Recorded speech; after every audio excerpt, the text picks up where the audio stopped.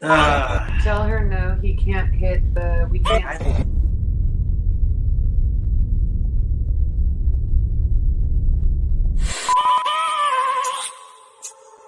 I have a dream, that's all I need. I'll make it happen with some work and belief. Know what I want, so I'll take it on. I've made mistakes, but mistakes make you strong. Let's break it down for a minute. I want the crown, I'm gon' get it. You hear me loud, man, I'm winning. Yeah, Charlie Sheen will be grinning. These ladies know that I'm sinning, and this is just the beginning. I'm closing in the night inning. There ain't no point in resisting. Living life like a dream, big, big pride, that's the thing. Every night, got a team, I've been tied to the scene. Out on stage, here and scream. Okay, it's a dream, and I pray as a team. One day, it'll be me. If I want it, then I'll get it. Headed down, don't regret it. Push myself to the limit. If I play it, then I win it. I'm just saying, I'm just living for today. For a minute, I don't stay, I just visit. Have no shame, I admit it. Looking on me to see if I succeed, to see if I believe. They're looking up to me. They want the best of me now, best of me now, best of me now, best of me. They want the best of me now, best of me now, best of me now, best of me. They want the best of me.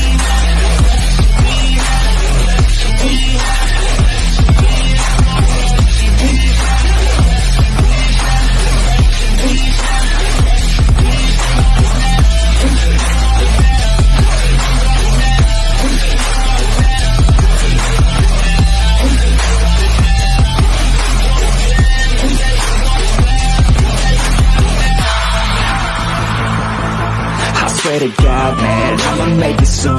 Silence all the haters as they see us making moves. I do what I want, so I got nothing to prove. Staying motivated, teaching others what to do. I'm staying focused, my mind is open. They start to notice that I'm in motion. There is no potion, you're not just chosen. It takes devotion to stay composed, man. Never stop, there ain't no time to fall. Try to live, get it up, you got one life to pop. Thinking big, never small, cause you gotta want it all. When you finally get that call, you get ready, take it on. Need a hand out, I already stand out. Starting to advance now, ready to expand now. You don't have a chance now, cause we're in demand now. Make it by the grand now, feeling in command now. They're looking right at me to see if I succeed, to see if I believe. They're looking up to me. They want the best of me now, best of me now, best of me now, best of me. They want the best of me now, best of me now, best of me now, best of me. They want the best of me now.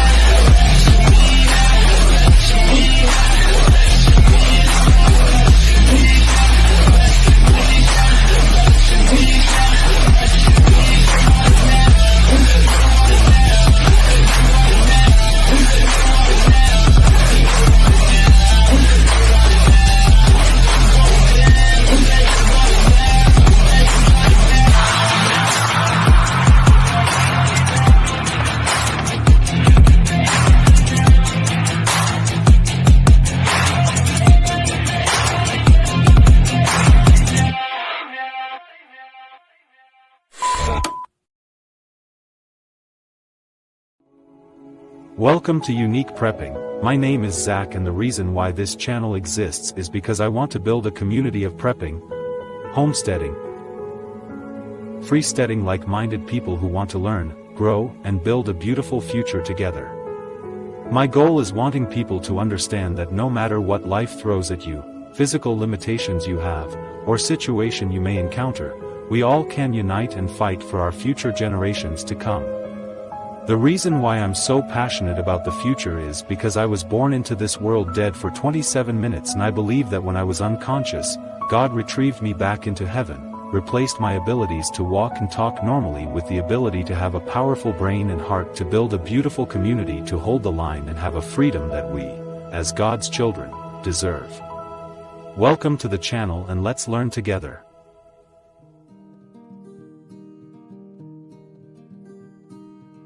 Disclaimer. While this stream is intended for everyone, some views expressed by guests or in comments may not reflect that of the content creator or sponsors. With that said, we welcome your views as a vital part of this community.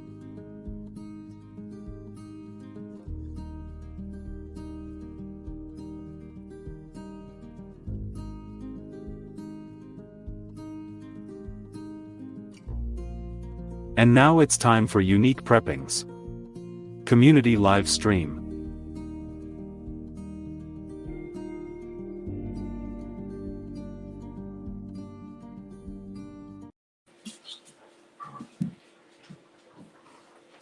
How you doing, Zach? How's everybody in chat?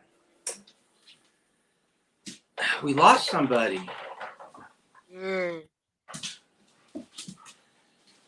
be back. You guys, we have storms coming Good through evening, up our here. wonderful prepping community, and welcome to the 5th installment of Unique Preppings Community. I'm your host, producer, and community member Unique Prepping, and with me are our beautiful community members Grumpy and Yoda from Grumpy Acres Farm, and then Tag from Life Done Free. In the description down below, I put the links to their channels. Please go subscribe to them and help this beautiful community keep growing. On tonight's episode, we will be discussing community and why protecting our children is so important. But before we get started, how are you guys and gals doing this evening? Tag, you want to start? No. We're doing good. We just got off festival and got a few weeks before, so now we're just trying to clean up, get rest, and get everything going. Time to get everything in the ground. Yep. I've got a lot in, and now we're getting more in the ground, so going good. I heard Tag typing. Zach was typing. Oh, was that you, Zach? No, it was Tag. Folks, be aware we're having some storms roll through tonight, and us and Tag are not too terribly far apart. So if the signals start getting a little bit wonky, that's what it is. We're gonna try to stay on as much as we can. So I don't know, Zach. You might go ahead and continue, and then once he gets everything straightened out, he can come in and introduce himself.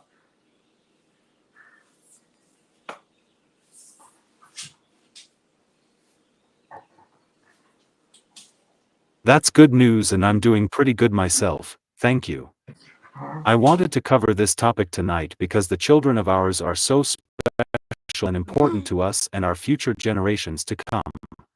Sure, I might not have children of my own, hopefully someday, but I think that it's very crucial to be able to actually protect and raise children the loving and nurturing way.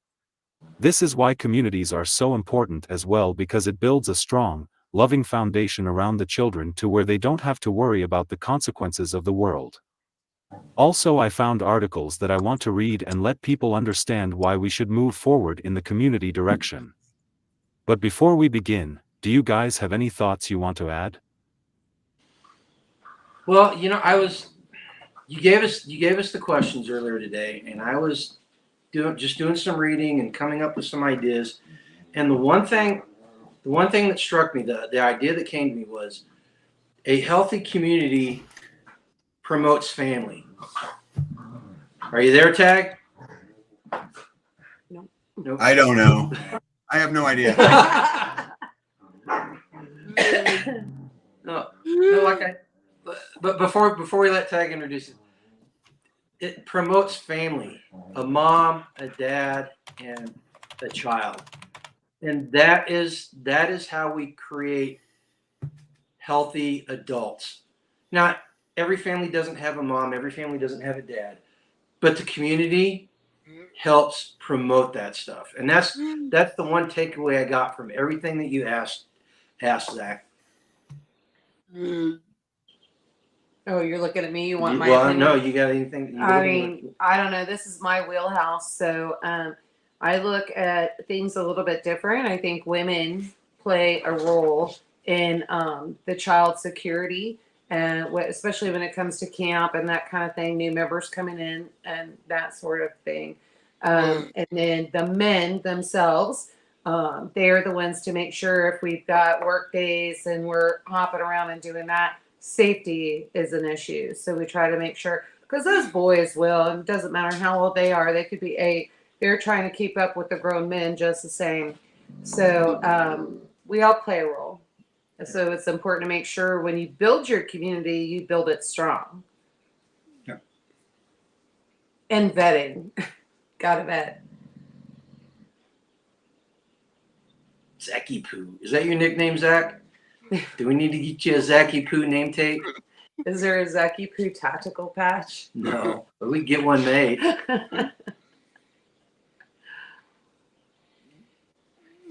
Mrs. Ghetto, you and your hubby got a mission now to create a Zacky Poo patch.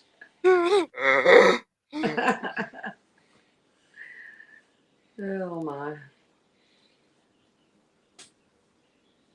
But hey, before we go on, I want to say thank you to everybody in chat. Seriously, thanks for showing up. This is a very important topic, and Zach, we're really happy that you brought this to everybody. You're bringing this to everybody's attention.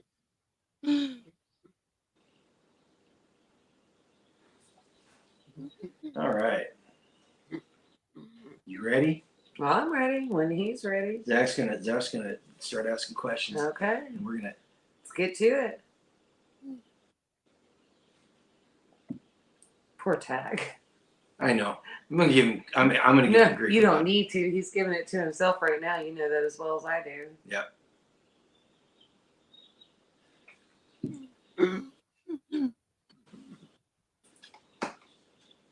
Oh, Mom. My sister used to call me Zacky Wacky Poopy Head. No. That's a lot of typing there. That's a lot of typing there. Zach. Well, okay. So here's the deal. Here's the deal. While he's getting the question ready, everybody has to understand. You don't get to choose your own nickname in the group.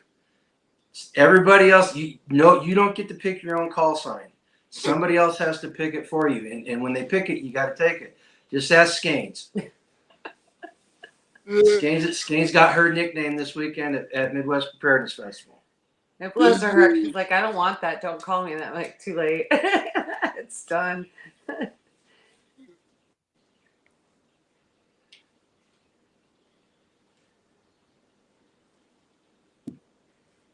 But it's all enduring. It's Question all- number 1. What role do communities play in ensuring the safety and well-being of children? You go ahead and start. A lot. There's a community that we know of, and I was actually asking what their process is. As new people come in and they want to come in, there's actually a background check that is done to make sure that they are not pedophiles, anything like that, no charges. Now, even though their sheet is clean, that doesn't necessarily mean that they don't do that. It just means they haven't been caught, right? So when we're together, we try to vet. And that takes years. That's not something that you're going to be able to do overnight. And so we are watching how everybody behaves. How do they behave with their own children? Their children may be grown. Do their children come around? Do they, that kind of thing? How does it work with grandkids and all of that? And basically what we do is we make sure all of us women are paying attention. And if we see a child with a man that we don't know, and they're going to the tent to get something, and I see that, and this has happened, and I see it, I run. I find mom, where's mom? And I go over there, because you're not going to go just attack that man and say, what are you doing? And blah, blah, blah, blah, blah. But I go to mom, and mom says, yep, she's going to get a cookie, and she's still counting because they had so many seconds to go get that cookie and come back. And we're talking like this mom is pretty strict. It was like they had 8 seconds left by the time I got to her. So that's what we do for each other and kind of make sure that works that way. We also make sure if the kids are older kids are coming over and they're farm sitting or doing that, we make sure that every precaution is taken. So if somebody's staying here or staying, on other people's property, we take every precaution to make sure that, okay, you are gone. Because you can't have an older man staying where there may be a 16-year-old girl watching the house, right? So we take those precautions. It's just being aware. I think I have a different background in that because I spoke a lot and teach a lot on human trafficking, child trafficking. I worked in that for a long time. And so my senses are probably on higher alert than most. And so you start there. And then, like I said, with the men, when we do work days and that kind of thing, you'll have a lot of young boys that, and we watch the boys too on that aspect. So it's not one over the other. We watch them all. And so, but when it comes to work days, you have another safety issue. We have large equipment, right? So we have to make sure that we're all keeping an eye out on everybody. You may have an 8-year-old working a wood splitter. And so we make sure that we watch, there's an adult on that station. Do they know what they're doing? That kind of thing. It really, truly does take a community, a strong community, to watch all of these children. And we also watch what the children are learning, what videos are they watching, that kind of thing. And it's not like you're policing the other parents. You're not doing that. They may be watching a video and you're going, why are you letting them do that? And why? What's wrong with that? And then you can say, well, here's what that is. You're not invited. And then that parent can go back, look at that video and go, well, yeah, you're right. My child should not be watching this video. We also have other instances. There's a lot of things that happen in communities, and a child may need to be placed very fast. And so your community has to be strong and be able to do that and adapt to that super fast. So that's kind of where I'm at with that. So she went through a lot of things, and as I was getting ready to answer this question, I was able to identify 8 aspects of community, eight things that communities do that ensure the safety and well-being of children. And she covered quite a few of them. And if you guys don't mind, I'd like to share them with you. Number one, the safety networks. She was talking about the network of watchful adults that recognize and respond to signs of danger in the community. That's one of the things that the community does. Support systems, community centers, religious institutions, local organizations, other support services for families, including parenting classes, counseling, and after-school programs.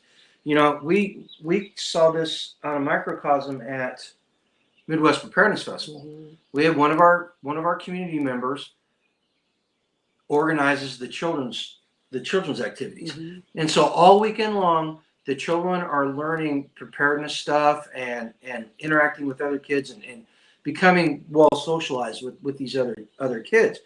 Education and awareness. We promote awareness about child safety and well-being. She was talking about how we discuss as parents and we share ideas on how to keep the children safe. Recreation and extracurricular activities. We create things to take up their minds. That's one of the big things with the children's activities at Midwest Preparedness Festival. It's one of the main reasons they do it is to keep the children engaged so they don't get bored over the weekend. Because no kid wants to spend their entire day doing adult stuff, especially the young ones. They don't understand. This one's kind of a. I saw this one and I included on the list. Health services. Local health clinics, community health initiatives ensure children receive necessary medical care and health education. In today's society, the government has tried taking that role over from the family and the community. And that's one of the things in our community, it's been more of a post-event discussion.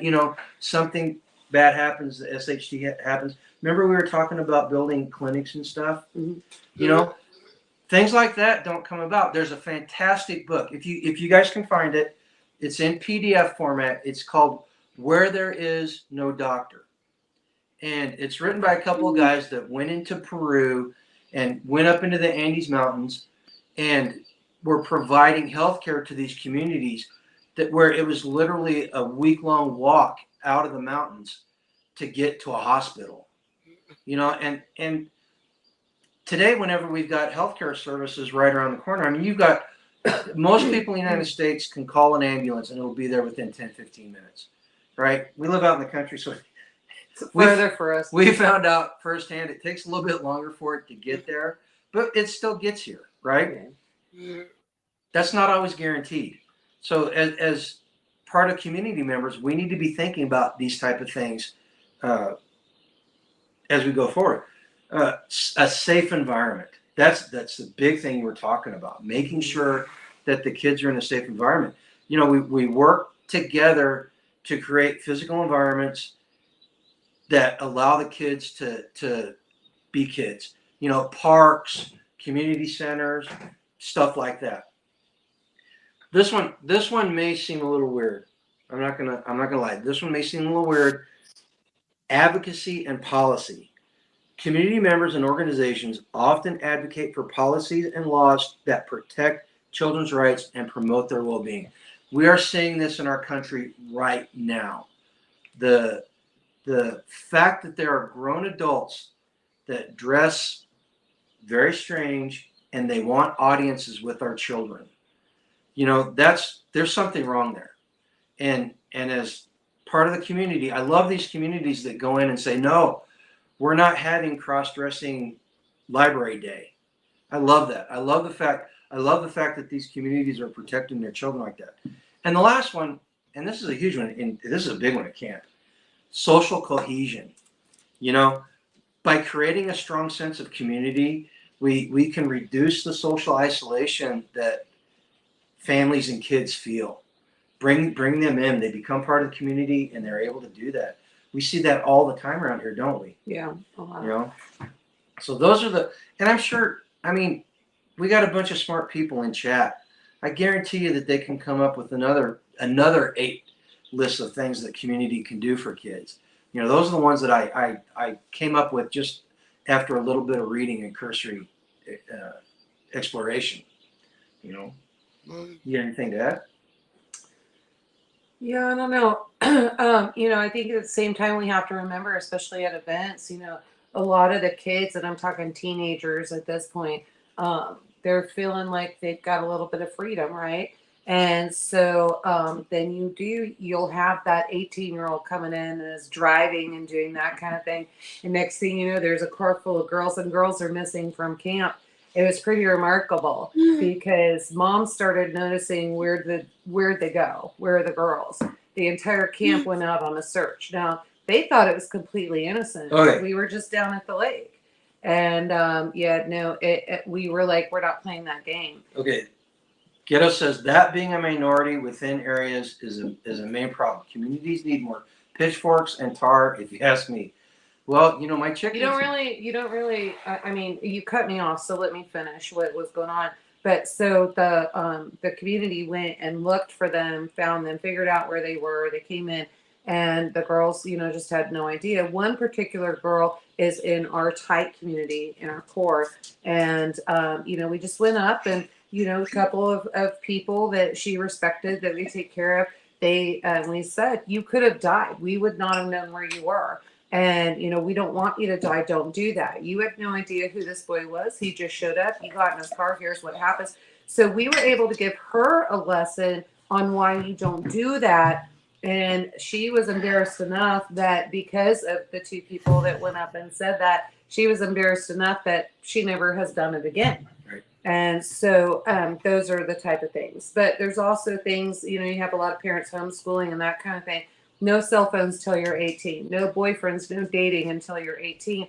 And a lot of people go, man, that's really crazy. And that's kind of strict. Why would you do that? Well, I think society now has pushed so much adultness on the younger kids. Why? We don't need that. We can cut that off. We can cut it at the knee and stop it so that kids can just be kids. And then when they turn 18, we can say, okay, now here's what to expect. Here's what's going on. And there's several different kids in the community that, you know, they want to date, but why? You're not at that age. Just talk on the phone. Call the house. You don't need a cell phone. You know, you can talk. The problem is they want a cell phone because they want to be private in a bedroom somewhere where you can't hear them. But on the house phone, they're in front of mom, dad, and brothers and sisters. but that's the way it should be, right? And so there's that. So you just have to look at it from different aspects. You can think that things are as safe as possible, but remember those kids are learning other things, so we have to try to remind them. And that's what community is for. And it's not that we're telling that other parent, you didn't do a good job, you didn't raise them. We are supporting that parent. And we are saying, hey, let's help you out. And that the parent in the core, we don't have that. The inner circle, we don't have that. Nobody's yelling at each other for getting onto each other's children. It's not really that we're getting onto them. We're keeping them accountable like we keep each other accountable. The adults keep each other accountable. And it works. Anybody that grew up a Gen Xer, everybody on the block was your parent. You could not make it home without somebody calling your parent and saying, hey, your kid was doing this. Right. I have it twice as bad because my parents were school teachers. Yeah. So I got it at school even. My kids would get so mad because I worked at the bank and it's a small town, and I've had people calling, do you know where your son is right now? And well, he should be walking home to Drew's house. Well, I saw him up on Country Club Road, and I said, which way was he going? Was he going east or west? And she was like, he was heading west. Yep, they're going to Drew's house. They were coming back from a dance at the VFW. So I was all good with that. But they hated that. They hated the fact that I knew everything they were doing. So But that's what we need. We need that. I got to make a comment about something that was said in chat. So Ghetto said his baby girl is graduating from homeschool. Congratulations. Nice. That's awesome. Great. Now I want to tell you this though. I saw this right before we started. You realize that your homeschool child is probably missing out on something. Oh my gosh. There's less of an opportunity for them to be a gay communist if they were homeschooled than if they went to public school. I'm so grateful that our son was homeschooled. I am so grateful. Oh my goodness. No, kudos to you. I wish that we had the ability to homeschool our kids. I didn't have the patience. I'm not gonna lie. I just did not have the patience. And my Oh, yeah, kids, I wasn't going to say that. Yeah, no, I'm not gonna lie. Yeah, and my kids are like totally smarter than I am. So they are super smart. They were above a lot. And so in the gifted program and that kind of thing, I'm not sure I could have done that for them. I think I would have just got frustrated. So but I did make sure, even though they were in public school, we were in a small town, and I made sure that I was always there. So any opportunity as a parent, I got to be there, I was there. And the kids loved that too. In fact, they told me, I went back to work and the kids were mad, and I ended up having to quit my job because they wanted me home and active. So yeah. Yeah, as kids, we hung out where parents weren't. Yeah, because we wanted to get away with stuff. And unfortunately, our kids in our community do not have that opportunity. And if they do, it's on a very rare occasion. So yeah. Poor Tag. I feel so bad for him. Yeah, I know he has so much input into this. Oh yeah, And I wish he was on. Tag's a driving force. Yeah. You know what though? We got it. Yeah. We got it. Hopefully we do him proud. Hey, listen, we raised 2 kids that they have not called us and told us to come talk them down off of a water tower because they have a rifle. Right. So we're ahead of the game. There has not been a recall on our children. So, we must have done something right. Yeah. And so it was very interesting. I think here's the key. So the key is, and Milk Lady said it just right. We had time to visit with each other today. And she came over to deliver the milk, and 2.5 hours later, because we're talking to each other. The key is, and she laid it out correctly, if you are raising your children, then this is all possible. If you are raising them, and so if you are letting them raise themselves, then no wonder they're on crack on the street and doing whatever. You have to be involved. And so I think that's where the community doing it that way, I think that's where we shine as a community, is because we raise our kids, and we don't just raise our kids, we raise everybody's kids. I guarantee you, if I saw Fee doing something, I'd snatch her up off the corner. What the heck do you think you're doing? We'd be driving straight to her house, and I'd be pulling her parents out of the house and going, here you go, here's what she is doing. You would pull them out of the house. You'd be telling them. Well, I mean, you know what I mean, but yeah. So, I mean, I think actually, when I knocked on the door and they saw it was me and I was there with their daughter, I don't think it would go over well. I wouldn't have to pull them out of the house. They'd be pulling her into No, the house. Ghetto, the milk lady is the lady who provides us with our raw milk. Yeah. So if we had children around here, they would be getting a healthy daily source of What are you saying? calcium. Communities play in ensuring the safety and well-being of the That's the children. question we just asked. Yeah. Okay, so well, I missed something with the milk lady. Oh, ghetto's being Pregnant- ghetto. Oh. I'm sorry. I even put my glasses on for that. Dang, ghetto. She just threw him down too. She's like, I don't even want to read what ghetto has to Just say. keeping them accountable.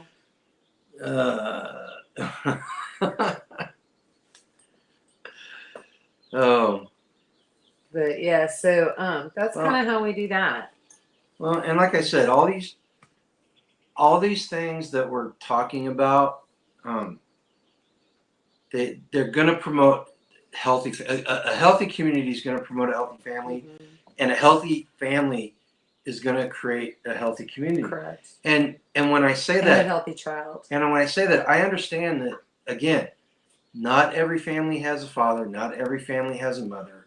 We have single moms here. We've got single, yeah, We have single moms in the community. but as long as everybody understands, you know, we're all in this together. And I was thinking about this the other day, and it really kind of We even have single dads. Hillary Clinton got it right in a roundabout, messed up way. It was always there. She just stole it and made She it did. very Democrat. She's communist. Whatever. It does take a community to raise a child, right? And these are the That's safe, funny because Milk Lady and I were talking about that too. you know, We call her Milk Lady because we want to keep her under the radar because we do enjoy our raw milk. but the safety networks, the social cohesion, all the stuff I talked about, that's what a healthy community promotes for children. Yeah. You know? Mm-hmm. Let us know when you're ready for the next question, Zach. Well, he may have something. Unfortunately, my schools were calling protective services every opportunity they could get over me. I fall and get bruises, they thought I was beaten. I'm skinny and they thought I didn't get to eat.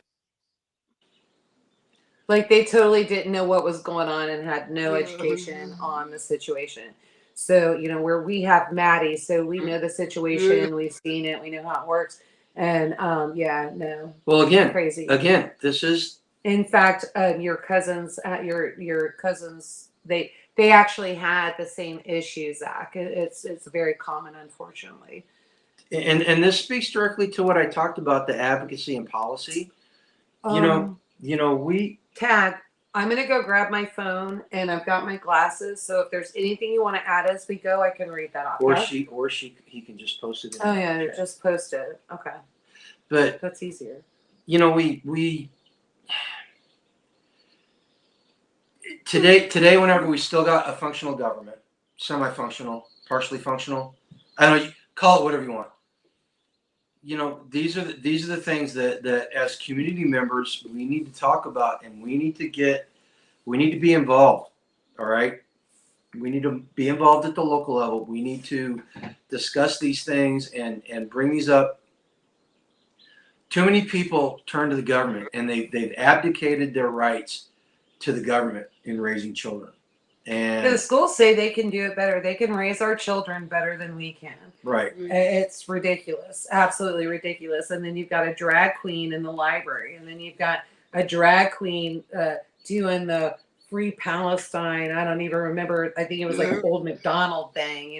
Just absolutely insane. When these young children don't even know where Jordan is, they have no idea what the Red Sea is. They have no idea. Shoot, we have college kids right now screaming the same thing. They don't even know where that stuff is. And so, they have no idea. And I personally never wanted our children, I never wanted them to be programmed. In fact, we had a very interesting concept in our household. You know where I'm going with this, don't you? no, we deprogrammed We our children. deprogrammed our children. So our children would get home. G would get home from, and I didn't press them. I said, you guys get your homework done, or if we had sports, I was running them practice and getting all that stuff done. And then dinner time was deprogramming time. And so we would sit down and eat, and G would be like, okay, so what'd you learn today? What's dinner? Put your glasses on. Tag stirring pots. Oh, yeah. Anyway. And so I'm sorry I put my glasses on for that comment. And so anyway, but at dinner we would have the deprogramming. And so we would deprogram our children, and it literally was, what did you learn today? And they got a different version of history. And we'd be like, no. And their grandfather was a history teacher. Their dad was in the military and went to military school. And so they couldn't even argue with us. And but they would really get mad. They're like, how come they taught it to us that way? I said, because they're stupid. Let's address Tag's question. What? What? I mean, it's kind of a contemporary issue. I mean, it's something that is very concerning. Because What role does the community play in a child's gender identity? Number one, the first thing. Children be children. We don't tell them that they're different. No, the first thing we do is as adults, we provide positive role models, and this is something I'll talk about later with one of your other questions. But since it came up, we're just going to jump forward. Yeah, good. Number one, we provide positive role models. Yes. You know, and not every female is going to be a girly girl. Not every guy is going to be an alpha lumberjack male. I'm sorry, but you can. I know you put it that way, but I think what we teach is that girly girls can also be strong girls and that's where I was women, and they can be out gardening and be up on a roof. I think Tag's wife is a perfect example. She could be a girly girl. And so, but she gets up, she's putting roofing on, she's bricking, she's up 2-3 stories high. And like, how in the hell are you doing that? Because I'd be scared to death.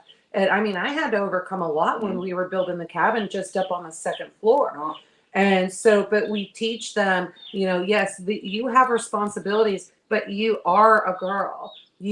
Actually, that never comes. Nobody ever questions in the community. None of the kids question if they're a male or female. Okay, and that's the next point. That's the next important point.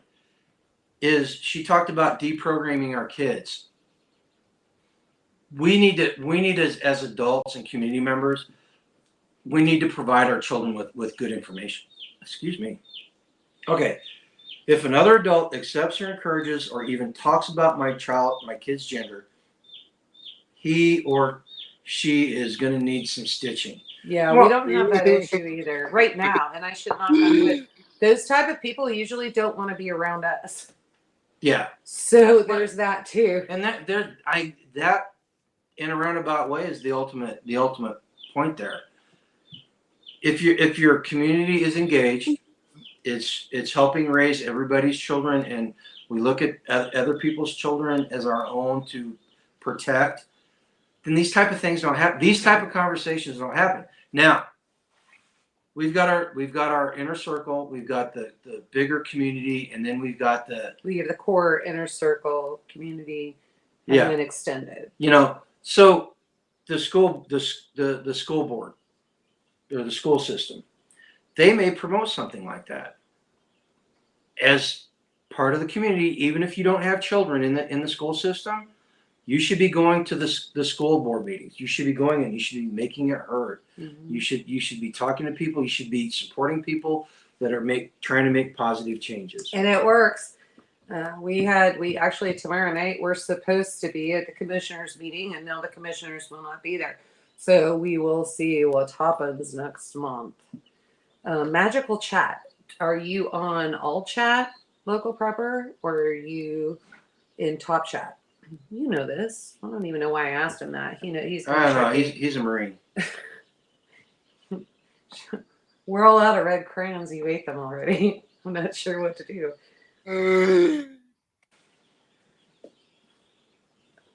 Hey.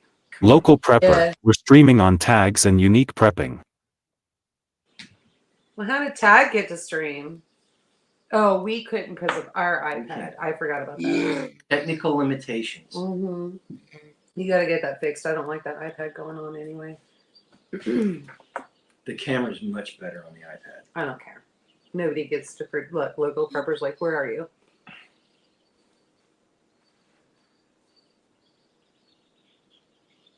Communities serve as a crucial support network for families, offering a wide array of resources, guidance, and protection for children. Yeah. Within the fabric of a community, various institutions and individuals collaborate to create environments conducive to the well-being and development of children. One of the primary roles communities play is in fostering a sense of safety and security. This is achieved through initiatives like neighborhood watch programs, where residents band together to monitor and safeguard their neighborhoods, deterring crime and ensuring a safe environment for children to play and grow. Absolutely. Yeah. Absolutely. Schools are another cornerstone of community support for children. Beyond providing education, schools often serve as hubs for a range of services aimed at supporting students and their families.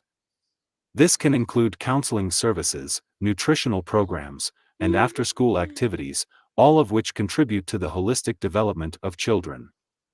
Moreover, schools serve as a vital link between families and the broader community, connecting them to resources and support networks that can address various needs and challenges children may face.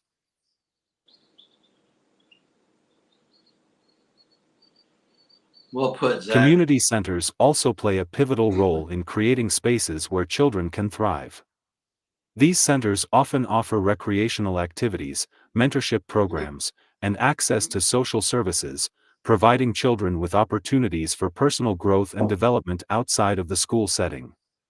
Additionally, community centers serve as gathering places where families can connect with one another, fostering a sense of belonging and social cohesion that is essential for both children and their caregivers.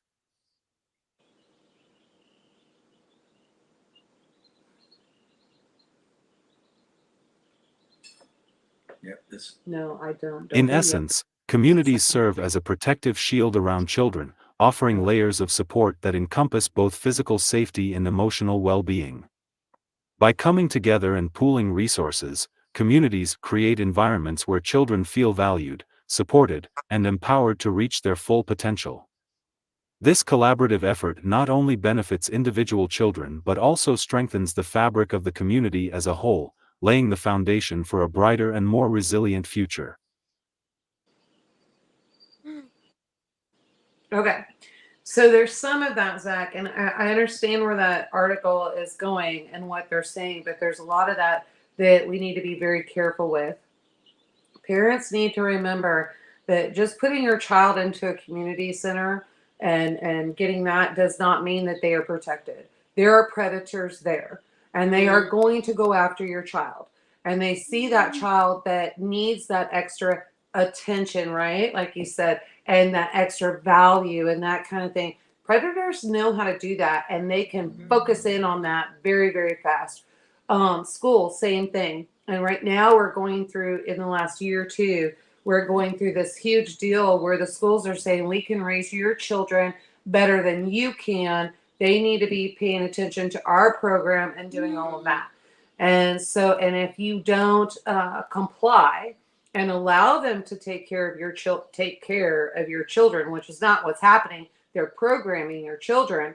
And so, if you don't allow that, then you're right. You're going to get CPS in your house. You're going to have 6 social workers trying to figure out, how they can remove your children because they can do it better than you can. Supervise. Do it. Yes, you've got to supervise. You have to be involved. If you are not involved, this is how your children are taken.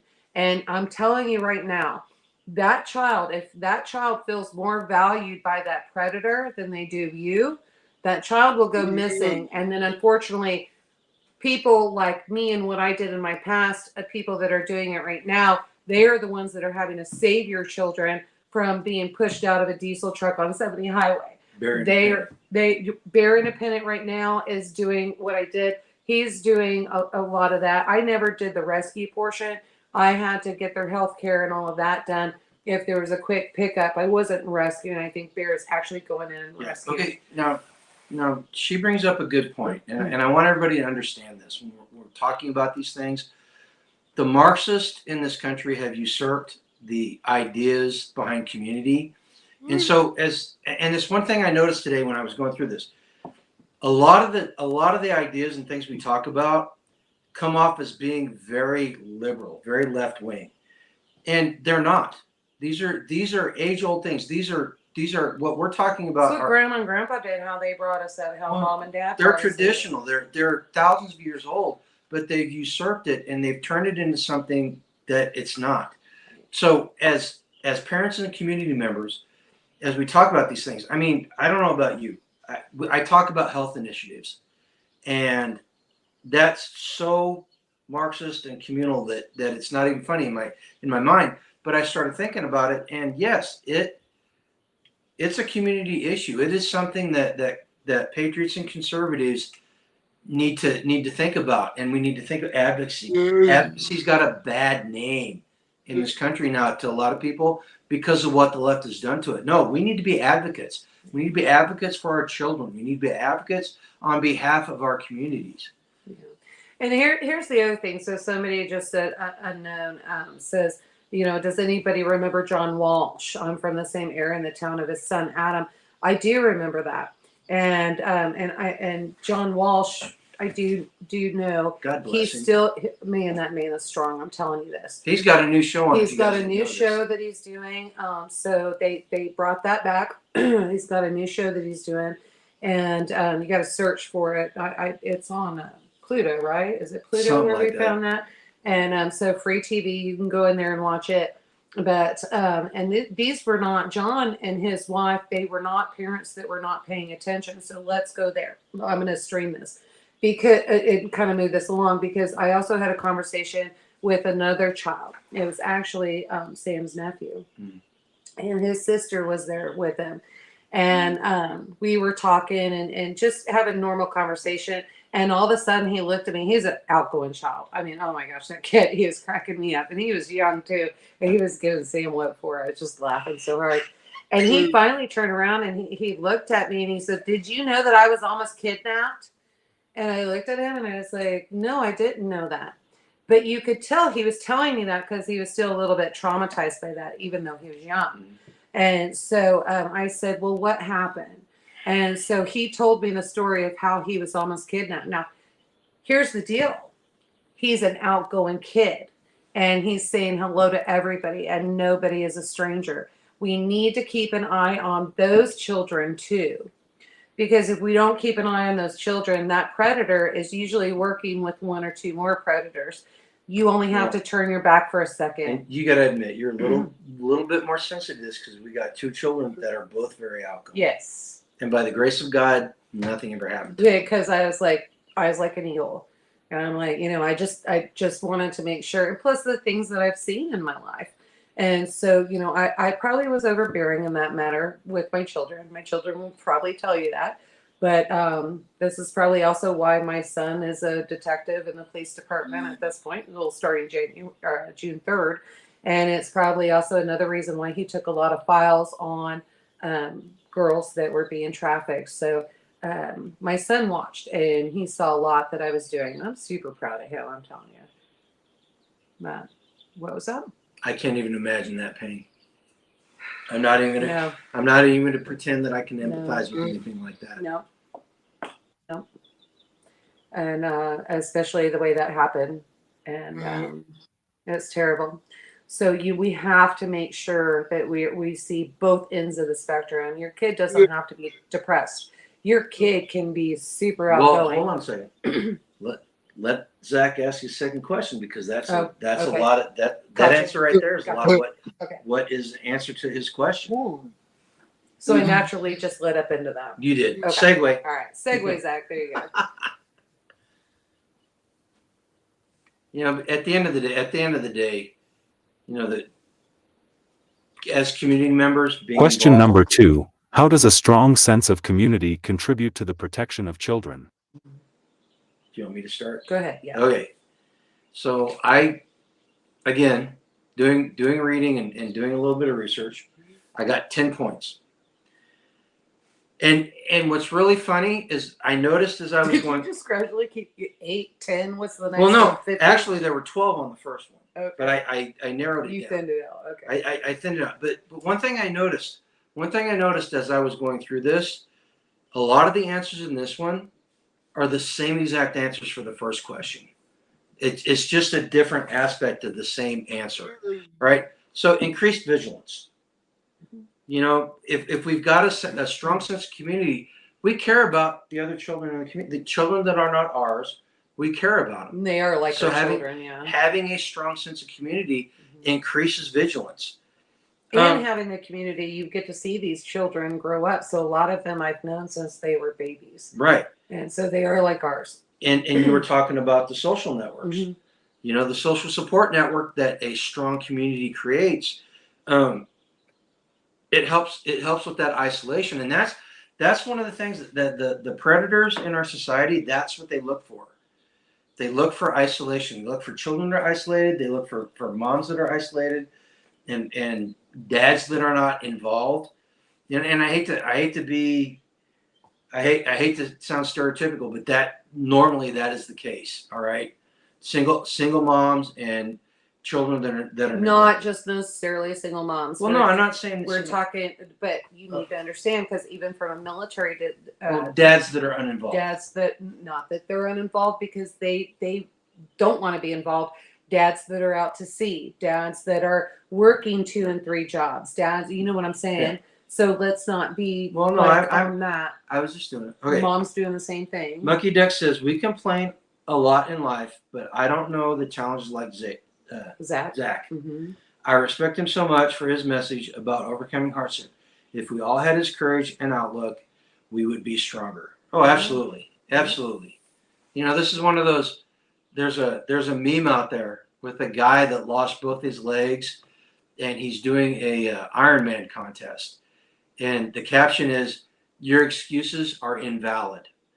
And Zach, you do that to a lot of people, man. A lot of people, they have no excuse compared to you, right? Now continue. Okay. You've stroked Zach. He's feeling good right now. Well, no, I think it's important. The next one, shared responsibility. You know, a strong community will create a sense of cohesion, and we all feel responsible for everybody else's well-being. And it's not just the kids; it's the entire community. It's even us. It's the adults. If we, step out of line, something's done, we make sure we keep each other accountable. Hey, Right. get out of bed. What the heck are you doing? Get up and work. There's work to be done. Let's Okay, go. the next one, Tag hit on in the comment section: role models Yeah. and mentors. You know, as adults in the community, a strong community will create a pool of strong role models, men that are men, women that are women, Mhm. and mentors, people that know things to teach these kids. There's nothing I love more seeing at Midwest Preparedness Project than the kids learning skills from the adults. That is so awesome. They did There's nothing more than I love than watching the kids fight over who's going to help me in the kitchen. Yeah. Because they want to know how to cook. but they learned how to Let's get it make together. fire this weekend. Yes. didn't They enjoyed the fight. they learned how to obviously make fire. Yeah. Right? A strong sense of community will create safe spaces. You know, we talked about the parks and the community centers and stuff, but it goes even deeper than that. Mhm. It creates, there are the kids in our community know that if something happens to them, they can come to our house. In a heartbeat. They can come here and they've got a safe space. In fact, it's really nice because, especially with the farm sitters, in our situation, we're not going to tell anybody who they are. So especially with our farm sitters, all of our neighbors know when they're here, what's going on. If they can't get a hold of mom and dad, those phone numbers are posted and they know exactly who to call, when to call them, and how quickly they can be here. So if they need someone here in 30 seconds, then they call our neighbor. So, And each neighbor knows to be aware when they're here 24 well, and that's the 24 hours that's a the day. next one I was going to Mhm. bring up. But what was the last one you put up? Community members who respect and care about each other are more vigilant concerning the vulnerability of the children. Yep. Absolutely. And each other. Absolutely. And each other. So we've got, like I said, single women out there too. So, there, and I wouldn't even call it, like some people would say, well, you're just babysitting their adults. No, that's not true. You're making sure that some creep isn't coming in and taking advantage and doing that kind of thing. where are you, what's going on, and we have each other's backs. We just take care of each other. You know, okay. It's no brainer. And you hit on this one just a second ago. Communication and trust. Correct. Communication, passing on information, and it's not necessarily, hey, your kid's screwing up. It's things like, hey, you know, there's a problem here. You need to be aware of it. It may affect your children, or hey, you know, we've got this going on. If you want to help the kids, come help. Positive, negative, both of them. It's a strong community creates that the network that enables this communication between families, and ultimately that's probably one of the most important things is communication. You know, the next one, empowerment and education. Oh, there's one of those words that they've usurped. Empowerment. Who wants to be empowered, right? Well, I do. I want my community to be empowered. All right. You know, we can create initiatives. A strong community will create initiatives. If they see a need for something with the children, they will create something for the children. We actually have work days here that we do for the children, especially for the homeschoolers. They need life skills credit. And so I've got, well, the twins will come over. Actually, their brother too. So they'll all come over and their mom. And I'm like, getting ready for a festival. And she's like, oh, kids need work skill credit. What can they do? I'm like, get over here. So they're cutting peppers. They're cutting onions. They're doing all the stuff that I hate to do because my eyes are tearing up and all of that. And they're doing all of that. And then the kids usually go, okay, what can I do outside? Because they know that they can barter. If they do heavier work, they can barter for some freeze-dried skills or something like that. And so they come over and they get that credit. The other kids, they do the same thing. So they can come over, they work their butts off. I mean, these kids, I'm telling you, they work more than most adults that I know. And so they'll come over, work hard, and they get that credit for life skills, which I think is beautiful that we can do that in a homeschool community, and they don't offer that in a public school. We win. Okay, here's one that's gonna trigger some people. Community policing. A strong community will enhance bonds between the community and local law enforcement. I know that's a bad thing. There's a lot of people in the prepping community, and they see the police as bad. Simple fact is, as communities, we need to have a good relationship with law enforcement.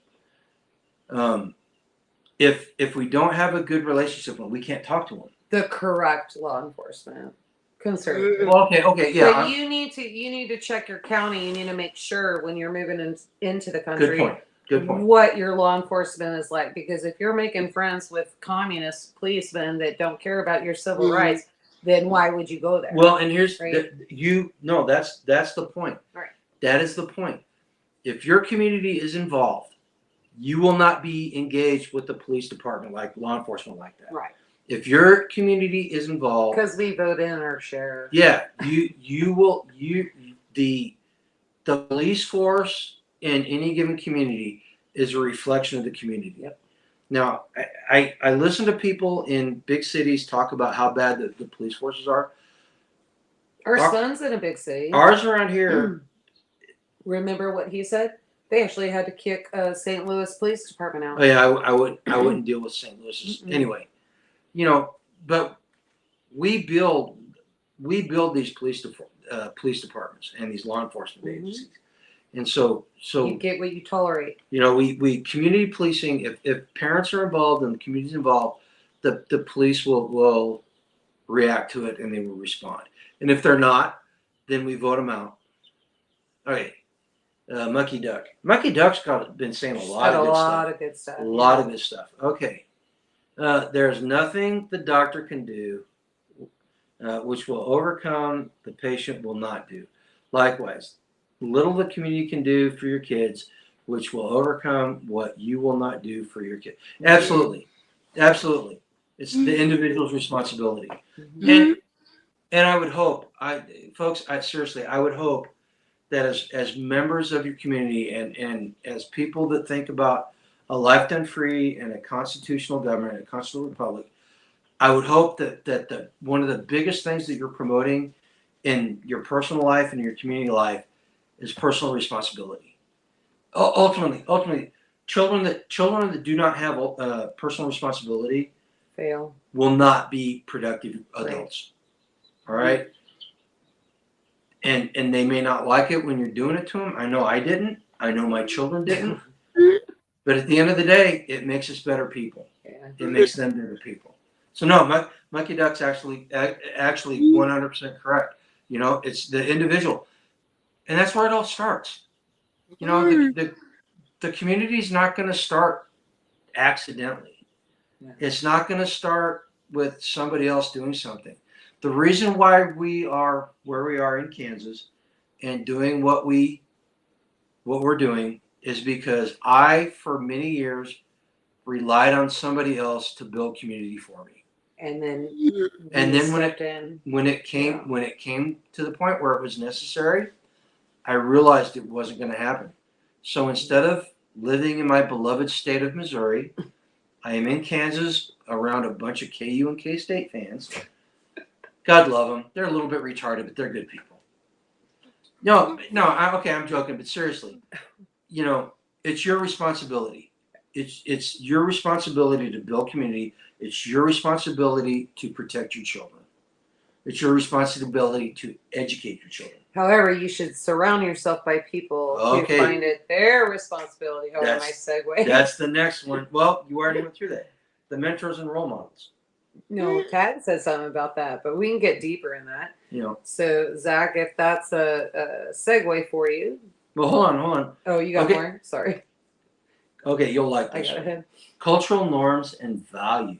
Oh. As community members, we are transferring our values and our norms onto the children. All right. Mm-hmm. If say you've got a kid in the community, you're in the community, you've got a kid, and you've got somebody who is promoting values and norms that are contrary to what you believe. That somebody has got to go. Well, you know, They got to go. Well, or we talk to them and they change, or I don't think somebody like that would actually get into our community, but I'm just saying. Bingo. Yeah. Bingo. You hit it. Somebody like that would not be in our community because our community is promoting those type of values. They get vetted too. So you know, and they'll leave on their own. Yeah, because they won't be happy here. They'll leave on their own because they'll realize that their views are not welcome. Right. And the last one, resource availability. Communities with strong social ties often have better access to resources and services such as healthcare, education, and social services. Mm-hmm. So if you build a strong community, you're going to have these resources available because everybody's thinking of the same way, and we're all pointing in the same direction. Right. Okay, the unknown. Okay, I have to say the name out loud. The Unknown Knowns by Void. That's an excellent name. Yes, sometimes you have to relocate. It's not realistic to try building community in an existing community that is corrupt, selfish, and apathetic. Well, and I know surprised how many people do it. Well, and I know you hit it right. You just encapsulated the migration out of California, the migration out of New York, the migration out of Illinois. You just encapsulated that in one comment. Right. That is exactly why these states, you know, the only reason why California's population is increasing. Washington, we got a bunch of people from Washington. The only reason why their populations are increasing is because they've opened the borders and they've accepted illegal immigrants. Mm-hmm. It's not because of birth rate. It's not because of people moving into the state. It's because people understand that it's time to move. Right. Now, if you're one of those people that understands that it's time to move, don't bring your politics. Don't bring your politics and ideas with you that created the mess that you're escaping from, please. You know? And we accept. Yeah, because you moved there for a reason. You obviously agreed with something there. We accept everybody in our community. Everybody gets a fair shake. Doesn't matter where you're from. No, you have to screw it up. Yeah. Unfortunately, some do. So no, they do. They do. But, so that was the last one, and I hope, again, I'm sure people in chat can come up with 10 more ideas behind Right. what a strong community can do Sure. for kids. You know,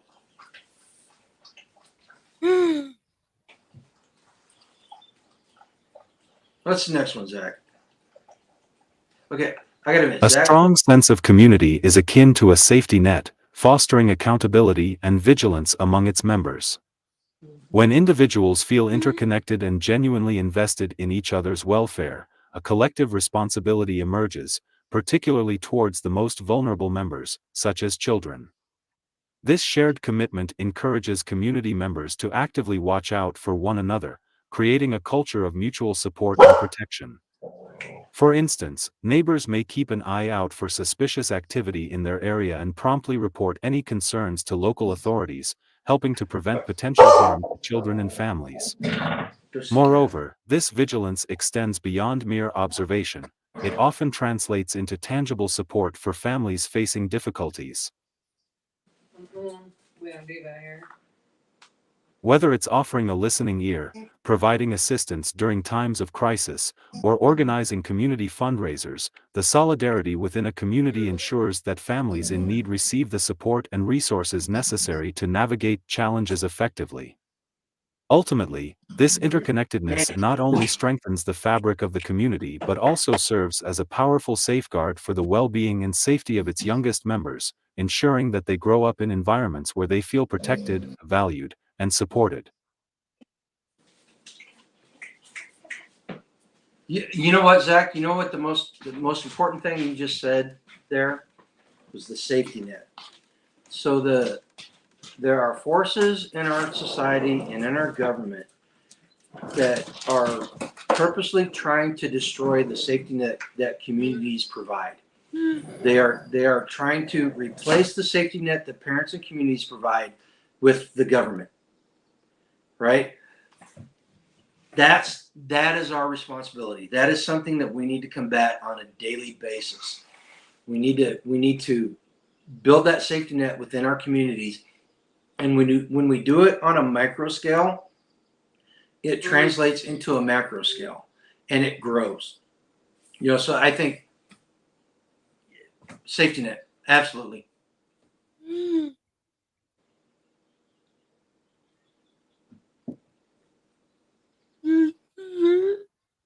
Mayhem must be holed up for the night. He got on here.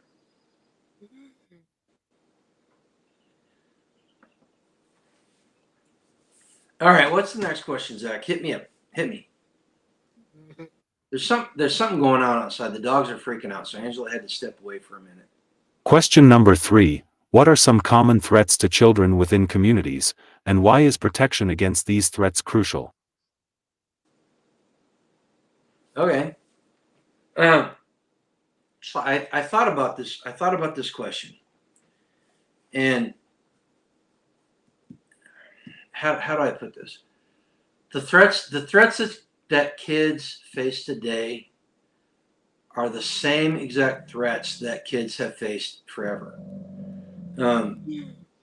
There are certain aspects of the human nature and our society that transcend time, and children are going to face these things no matter what we do. All right, and the problem that we run into today is that the left, the Marxists in the country, for some misguided reason, think that they can make them go away.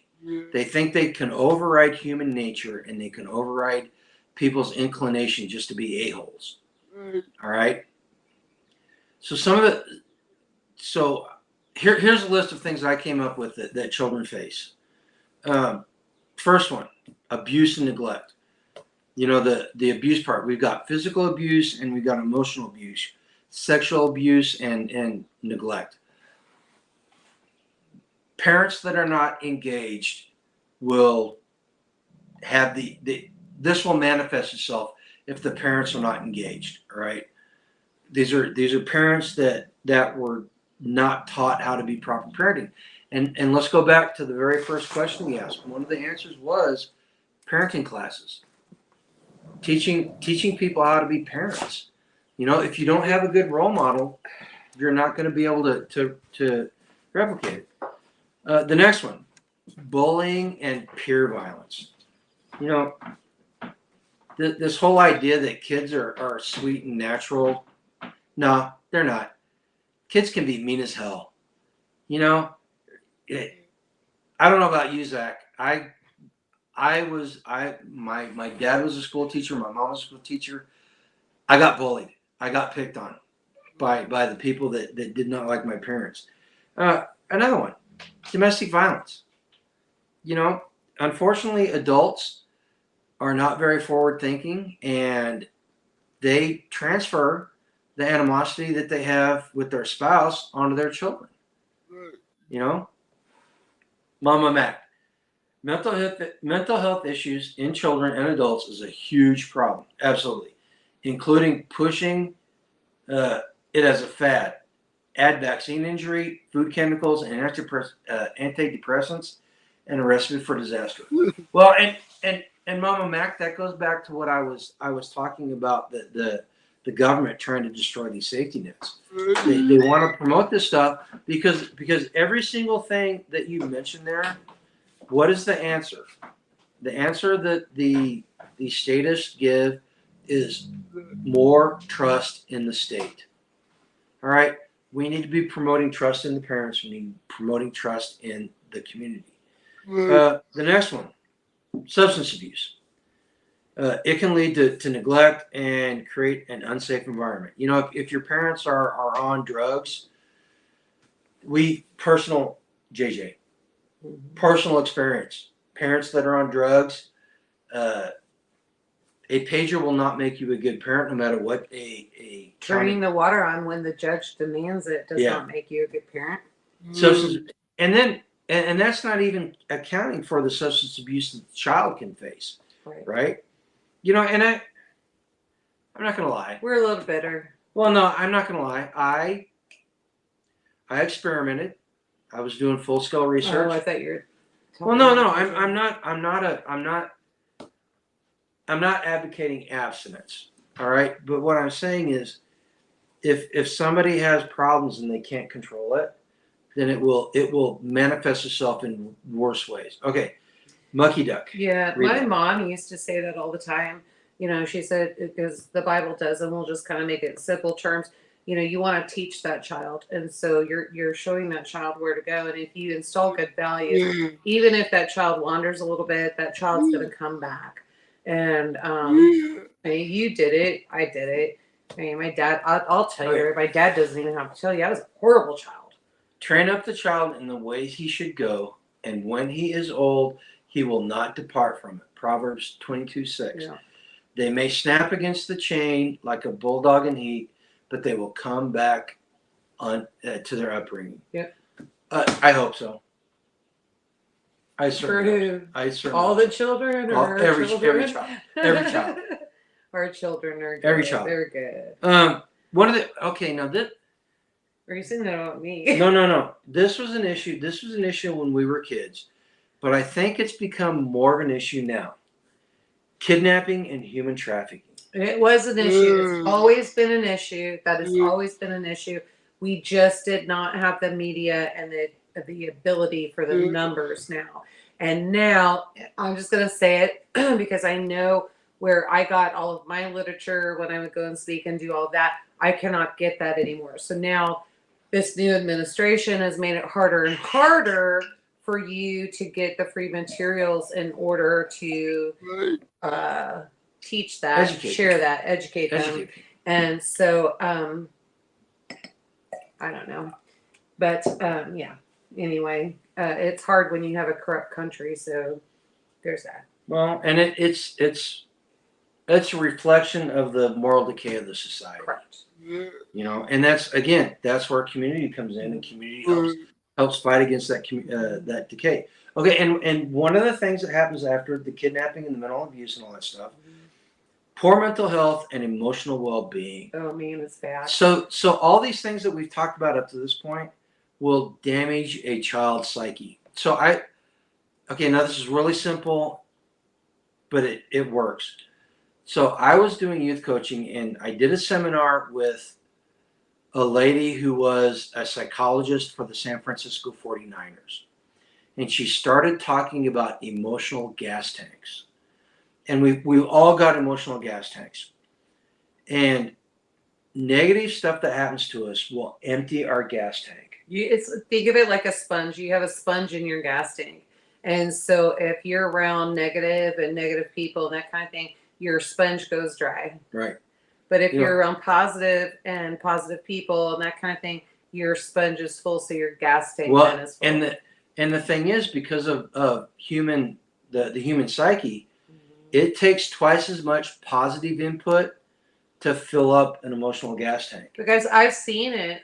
There's a gal from Texas, and she was put into trafficking, and she was sold for I can't even remember. It was minimal. I mean, just absolutely awful. And she was sold to a man who his dream was to rape a child and then set them on fire. So he not only set her on fire, but threw in her dumpster, and she survived that. Absolutely amazing. And instead of falling into a nightmare tunnel rabbit hole and killing herself, she got up and she now speaks. And she says, here's what you need to be aware of. Here's what's going on. Here, and she's great at that. So, it's choices, right? So you can let that one little thing, G and I talk about this all the time. We had this conversation this weekend. You can let one little thing ruin your entire day. Or you can just get up and go, hey, I'm going to move on. And you move forward and make it better. And that's what she chose to do. And I love that girl. She's just amazing. The next thing, unsafe physical environments. Now, this one's pretty simple. There's a difference between kids not paying attention and putting themselves in harm's way and unsafe physical environments. Many inner city schools are unsafe. Right. And as a parent, I would not want to put my children into that situation. Broken homes, like dysfunction, not broken, dysfunctional, like JJ's mom. That was unsafe. These are threats, and part of the community responsibility is to identify these things and try to make them go away. The next one, and okay, now this is another one of those Marxist ones that as I was walking out, I needed to go check. I smelled fire, and so I needed to go check on that. And damn dog wouldn't get out of the way, and because it's raining, so he's hurting. So I had to go through the back door. So I went and did that, and I was so wanting to come back, and because I was hearing the article, and I'm like, screaming inside my head. Okay, this one, poverty and economic hardships, inadequate nutrition, healthcare, and education affecting overall development. That's See, huge. and this is one of the ones that they've usurped. All right, they've taken this one and they've mutated it, and they've turned it into the idea that the government is the only They solution. can do it better than you can. All right, and the real problem is that the government in modern times is probably the cause of these unsafe conditions, right? Oh man, if you guys knew the poison they put in the food that they hand out and make it cheaper for families to buy, you'd be beside yourselves. It's horrible. Okay, and this last one, Ghetto was talking about it earlier. Zach, you kind of hit on it. Inadequate education. It can hinder the cognitive and social development. Mm-hmm. Public schools in this country are not the solution. No, stop. I take that back. Right.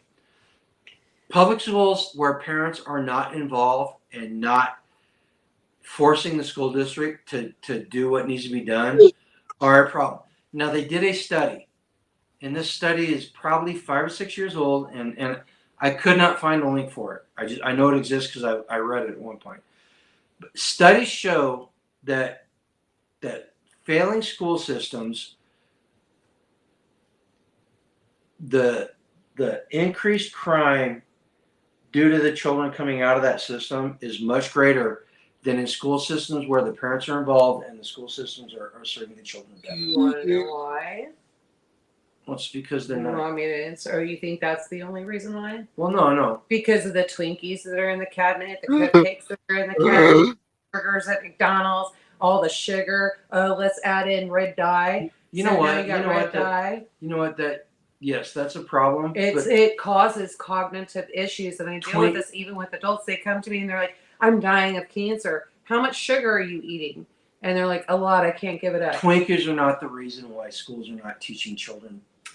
That is, so no, get that. But he's talking about cognitive and what they can pull in. Well, If they're not being fed properly, they cannot retain. The brain cannot develop. You see what I'm saying? It's Okay. deeper than that. It is way deeper than that. no, and it is part of the problem. Yeah. Yes, it is part of And, the and problem. so, you know, if you, oh man, food is medicine. Food is medicine. But the problem is those teachers, they're getting like a minimal wage to teach. They don't care. They're just trying to figure out how to get there, do their class, and get out without being shot. And this is even in elementary schools. This is not just high school. I mean, this is a huge, huge issue. And then the schools, they're doing right by you. They're making sure you get a balanced meal, and they're sending home lunches at in the summer to families that can't afford it. And guess where all that food's coming from? It's coming from Cisco. I mean, you might as well just pull up to a food truck and eat. Okay, Seriously. now the second part of the question. Sorry. The second part of the question. Well, no, you make a good point, but we need to go on. Sorry. Don't beat that dead chemical laden horse. Why is protection against these threats crucial? All right, Because we have to protect Number our one. children. physical security, physical Yeah. safety. Yeah. Probably the most important thing as far as I'm concerned. Our kids cannot be emotionally secure unless they're physically secure. Right. You know, I love Quick Trip. Aside from the fact that you could survive the apocalypse at a Quick Trip store, You they're- cannot, because you're going to be poisoned. they are all safe spaces. I mean, No, they're safe spaces. okay. They are safe. Well, if I'm being irradiated, I don't care about the chemicals. You're just gonna eat whatever. Yeah, I'm gonna eat whatever I You're want. a carb overload. No, in all seriousness, you know, the physical safety of the children is probably one of the biggest things, because if we can't protect them physically, we can't protect them any other way. The next one, emotional and psychological health. This is a huge one, and again, we go back to the kid that we weren't fostering, we were respite care. Oh yeah, the kids. Oh You know- man, that was so sad. That was an experience. You know, kids That was kids sad. are more in tune. Well, I would say in tune. in tune. They know. Is there They can feel like they know where your energy is coming from, right? and so they can feel that and they internalize that. Children are amazing. I mean, they're just diamonds in the Well, rough. and it goes back to that whole emotional gas tank thing. Right. You know, the reason why we need to protect against all these things we talked about is so that these kids, their emotional gas tank isn't emptying on a regular basis. And the problem And is that's why we couldn't adopt. It was really sad because one of the kids that we were offered to be able to adopt, his gas tank was full when he was at our house. Mhm. He had a great time, and that's why we are better. I am anyway. I got to court and we were supposed to be able to have him and adopt him. They were going to terminate mom's parental rights. And the judge looked at her and said, "Get the bikers off your living room floor for the weekend. Turn your water on and get a pager." And that's all she had to do in order to keep him. It was Yeah. super sad. And The- then he's now in prison. the, And he was so Is he? bright. Yeah, that happened. And so he was so bright. He had such a good future. He just needed that guidance. you know, the next one, healthy development, and you kind of talked about it with the food they're poisoning. You know, they people in North Korea are on average 6 to 8 inches smaller, Mhm. 50 pounds lighter than people in Western countries. And admittedly, we've got a problem with our weight. Case in point. Well, but have you seen But like we're- South America and all that? But Like, we're- super, like I don't feel like a midget anymore. Like there's so Yeah. many immigrants here now. I'm actually tall. But children that have good healthy diets and have good psychological health Mhm. tend to be more physically adept. Right. All right. So and that's one of the things that we're trying to protect against. Educational attainment. This goes back to the comment I made about the societies that do not promote education end up with higher crime. Mhm. The next one, But hey, free Palestine. preventing cycles of violence. It's a huge one. The domestic violence, the bullying, the substance abuse, all these things, what they will do is they will create generational problems. All right? It's one of the reasons why I hate welfare, because it creates a generational problem.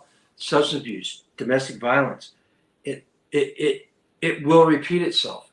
So as community members, our responsibility is to break that cycle. Yeah, that's where you start keeping people accountable. I think, you know. And here's the last two. I love the last two, and I really wish I would have come up with these by Well, myself. hang on, and I think so Okay. don't feel like you're overstepping.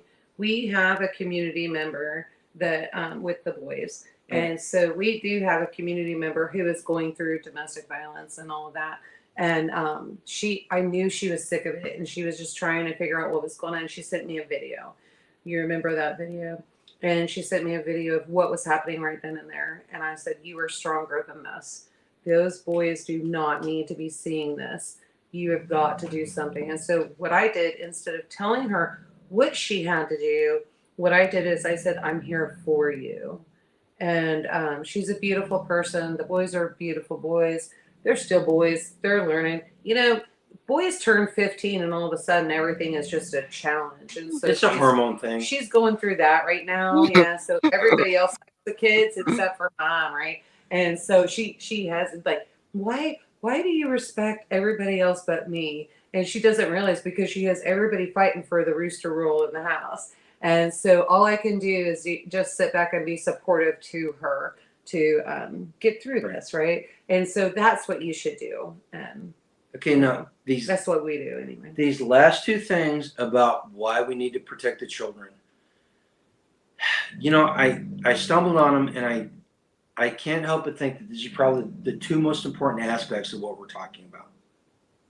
Number one, we want to protect the children because they build resilient communities. They have to take care of us when we Well, get old. no, I seriously. mean, there's that. So. Seriously, one of the things that I've become really aware of the last 3 or 4 years of Midwest Preparedness Festival is we're getting old.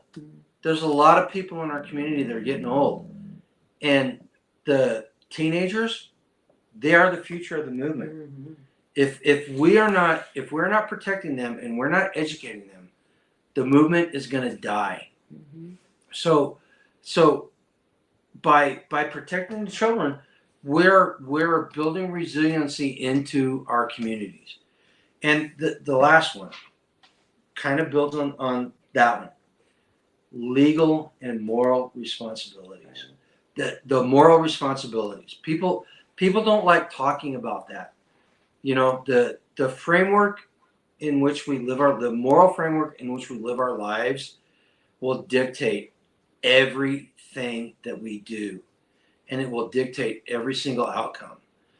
And if we're not instilling in the children and protecting them from these bad ideas, we've got a generation and a half of children that were raised in a time of war and were raised on a steady diet of America is bad. They don't understand. Their idea of community is the government. The idea of community is kowtowing to what the mob says. Skank.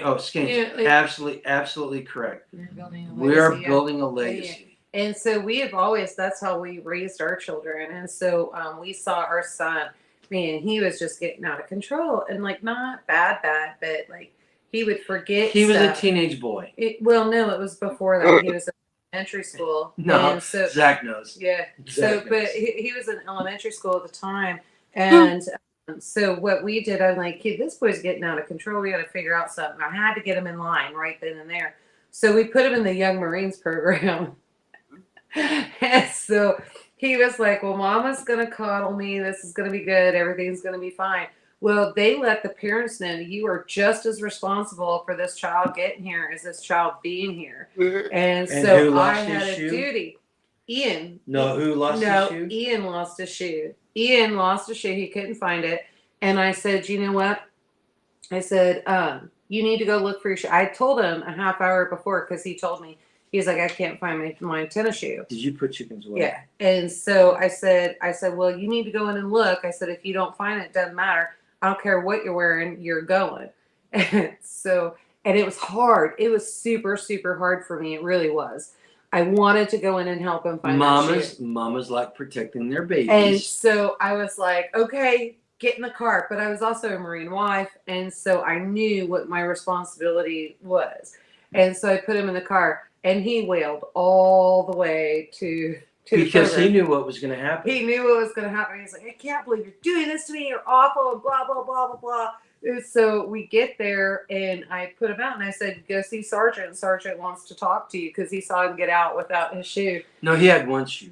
Yeah, he had one shoe. So he said, what's going on there? And he looks at me and he was like, why does he only have one shoe on? I said, I told him to go get ready, that he knew he was coming. He couldn't find his other shoe. Sir, you said I needed to make sure that he was here when he was supposed to be here. I did my due diligence.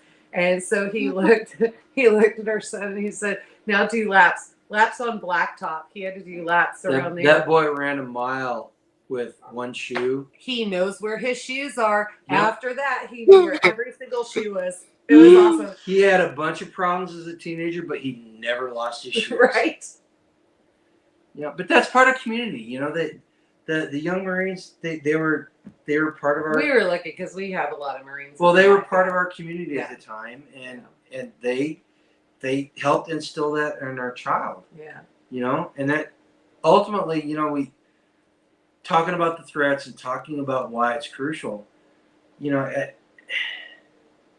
at the end of the day, why it's crucial is because if we're not protecting our children, Skate said it, we're not building our legacy. Right. You know, ultimately, that's what it's about. And that includes your other community members' children. That's our legacy. Mm-hmm. So that's why it's really important. And we've said several times, and my kids know, if they're not interested in the property, there are so many kids in our community that we would actually work out a way so that they got the property and figure that one out. So, because we just want to make sure in this community, the community keeps going and the kids can make sure that happens. Right? Right. Okay, Zach, we've gone through the first 3 questions. Is there another? I'm not going to lie. I did not write any answers down for the last 2 Uh-oh. because I read them, and I think we've already covered a lot of the answers. Oh yeah, it did. So it did kind of start going back. So we're going to freeform. We're going to freeform from here on out. So this should be interesting. Okay. I love that. Zach's like, hold on a second. I got this. I can make this happen. Children within communities face various threats to their well-being, ranging from abuse and neglect to exposure to violence, substance abuse, and exploitation. Abuse, whether physical, emotional, or sexual, can have devastating and long-lasting effects on a child's physical, emotional, and psychological health, eroding their sense of safety and trust. Similarly, neglect, where children's basic needs for care and nurturance are not met, can hinder their development and leave them vulnerable to harm. Exposure to violence in the community or within the home can traumatize children and perpetuate cycles of aggression and harm. Substance abuse among caregivers can lead to neglect and instability within the household, further compromising children's safety and well-being. Children may be at risk of exploitation, such as through child labor or trafficking, where they are coerced or forced into hazardous or abusive situations for the profit of others. These threats are especially concerning because children are inherently vulnerable and rely on adults and their community for protection and support. Without proper intervention and safeguards in place, these risks can have profound and enduring consequences on children's lives, impacting their physical health, emotional stability, and overall development. Therefore, it is imperative for communities to prioritize the protection of children, implementing measures to prevent and address these threats, and create environments where children can grow and thrive in safety and security. Absolutely. Yeah, and I'm gonna expand on what you just said. I think if you've got a healthy community, what you talked about at the end of it manifesting itself, if you have a healthy community, it's all gonna come forward. We Right. can usually nip that in the bud before it gets worse. Right. And we don't have to go into details. Our community is dealing with something like that right now. So Right. not in that depth of what you said, but yeah, no, we can pretty much nip that in the bud. And so but we don't Well, and the problem is, as a society, we've been, I'm not gonna lie, uninvolved. People are uninvolved. Well, look at what happened up at Kickapoo Nation, Yeah. right? So Kickapoo Nation, so everybody knows Kansas has 9, we have 9 tribals, I think. And so Kickapoo actually got involved in somehow Hiawatha Police Department came into it, the council came into it. I mean, it's a hot mess. And they were trafficking children through there. You need to understand this is a very poor Indian reservation. And so those children were highly vulnerable. And so, Well, and the elders valued them too. That was Correct. the thing about it. right, That the elders valued the right. children. And so, it's really a fight right now and a struggle they're going through.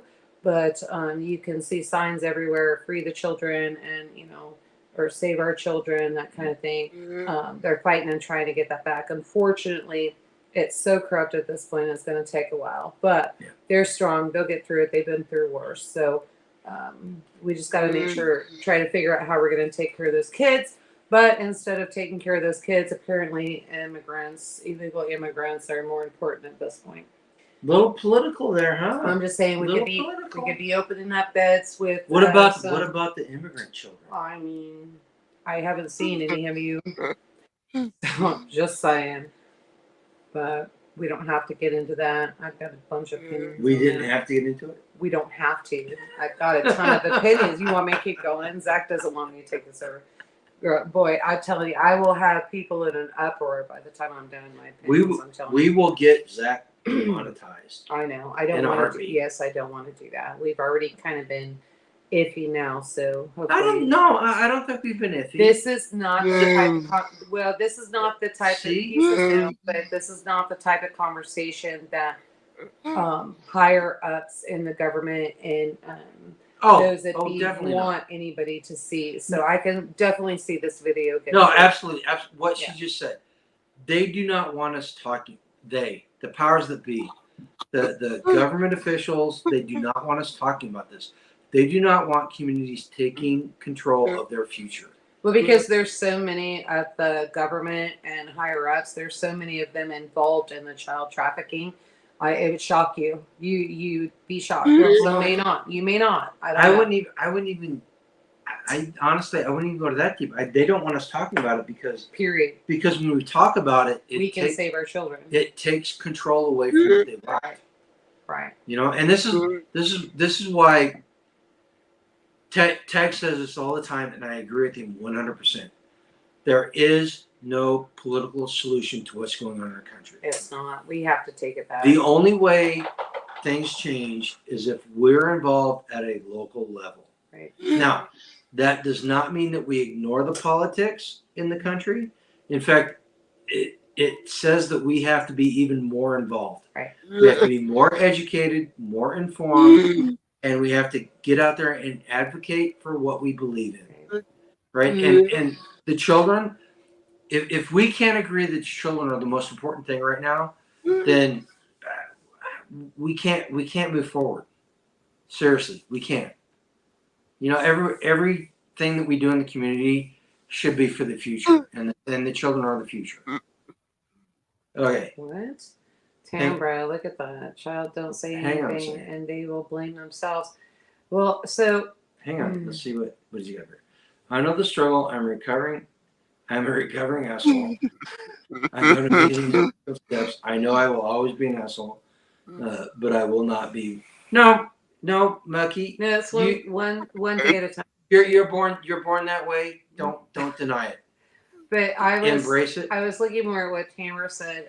So yes, you will have children that will kill their dad and their mother will go to. Yeah, you will have children that won't say anything, but we try to prevent that by being involved so that never happens. Okay. But What she said, you can't protect a child if they are abused and the child don't say anything.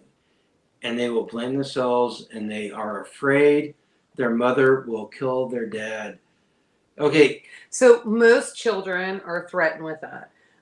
So when I'll be they right back. when they're abused, the victimizer is actually saying and threatening, and you're dealing with a child, and so that child is believing everything that they say. This also happens with members that are not in the family, so it happens on the outside too. If you say XYZ, I'm coming to your house and I'm going to kill your mom and dad, you'll have nothing. I will own you, that kind of thing. So you do have that. But however, I would say that every mom has a little instinct of what's going on. Your child's behavior changes. There's a little retraction. They don't become, they're not who they were yesterday, today, and that kind of thing. And this is why we have to be aware. And so we have to be looking out. And that's the same if you're out in the community. If, say, you go out to dinner. And so you go to, we'll just put it this way because we've shut down several nail salons and Chinese food restaurants. Well, I haven't, but we were just kind of involved in that. So you go to a Chinese restaurant and you have somebody that is just serving you and constantly coming back and doing that and this. And they can understand, but not really speak a lot of English. You just kind of ask them a few questions. How are you doing today? Conversation minimum. Are you, how do you like your job? They won't answer. There's several different questions that you can ask and find out, and come to find out they're being trafficked. They are being forced to work. The nail salons were the same way. A lot of that happened in Blue Springs, Missouri, that got shut down, and also Kansas City area. So, but this was from us going out and speaking and getting that information out there. So, the same thing with your child. Don't get comfortable with your child that you are not looking out. You don't want to go in and say, my husband's guilty, I'm going to do this. And then your child can't develop a relationship with their dad. You just want to make sure that child's demeanor does not change. And there are signs. So if you watch that, you just have to be attentive, right? You've got to be attentive. You got to know what's going on. If you're not attentive, you're going to lose them.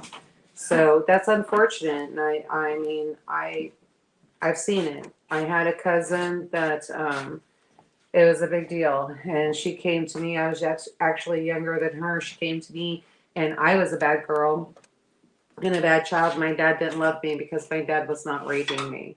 And it was Christmas time.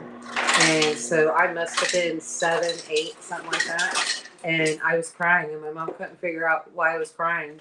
And she didn't tell me not to say anything. So, I was like, all right, I'm going to tell. So if anybody doesn't like this aspect of me that's in my community, now you know why. And so I turned around and I told my mom, and I said, well, Renee said Dad doesn't love me because Dad's not sleeping with me. And my mom said, what? And am I not allowed to leave the table? well, I'm talking about what. Oh my God. And so my Nana and Papa were there too. And so my mom just kind of looked at me and she goes, go into detail. And so I told her, next thing you know, Mom's grabbing a shotgun. She's heading to Escondido. And my grandparents are trying to follow her to make sure she doesn't kill the dad. And my dad's throwing us in the car because he's got to go do that. We get to Escondido, he is actually on his knees in the middle of the yard. Holy And hell. my mom had a gun, and the police department were surrounded. I've told you this. Why did you feel necessary to We were so Tambra Oh was my talking. Tambra said something. Yeah, Tambra, I'm really sorry about that. But yeah, you're right. But I don't think it would have been your mom killing your dad, and there's no reason why you should have had to take that on. And I'm going to tell you right now, if you're still holding that guilt and that's what's going on, you need to call me, talk to me. I am not a licensed therapist, but if you can find a conservative licensed therapist, I would definitely get a hold of them. This is not your fault. And This we was see a it. sick son of a bitch fault. We see a lot of this. a lot of it. We see Where a the lot kid, of it. the children take responsibility for what the parents do. Yeah. Building a healthy community, the children will not feel that way. In fact, my cousin right now, she's pretty much her life is ruined, and so I certainly hope she doesn't watch this. she doesn't. Okay. She's like into 2 bottles and a 30-pack of Miller right now. She's probably passed out. So, but yeah, no, you know how it is. I know. I just can't believe you're saying. And this saying is that. not the cousin that gets on here and talks to me. This is a totally different side of the family. Okay, But question yeah, four. it's a nightmare. Question 4. Question number 4. How can community initiatives and programs contribute to the protection of children?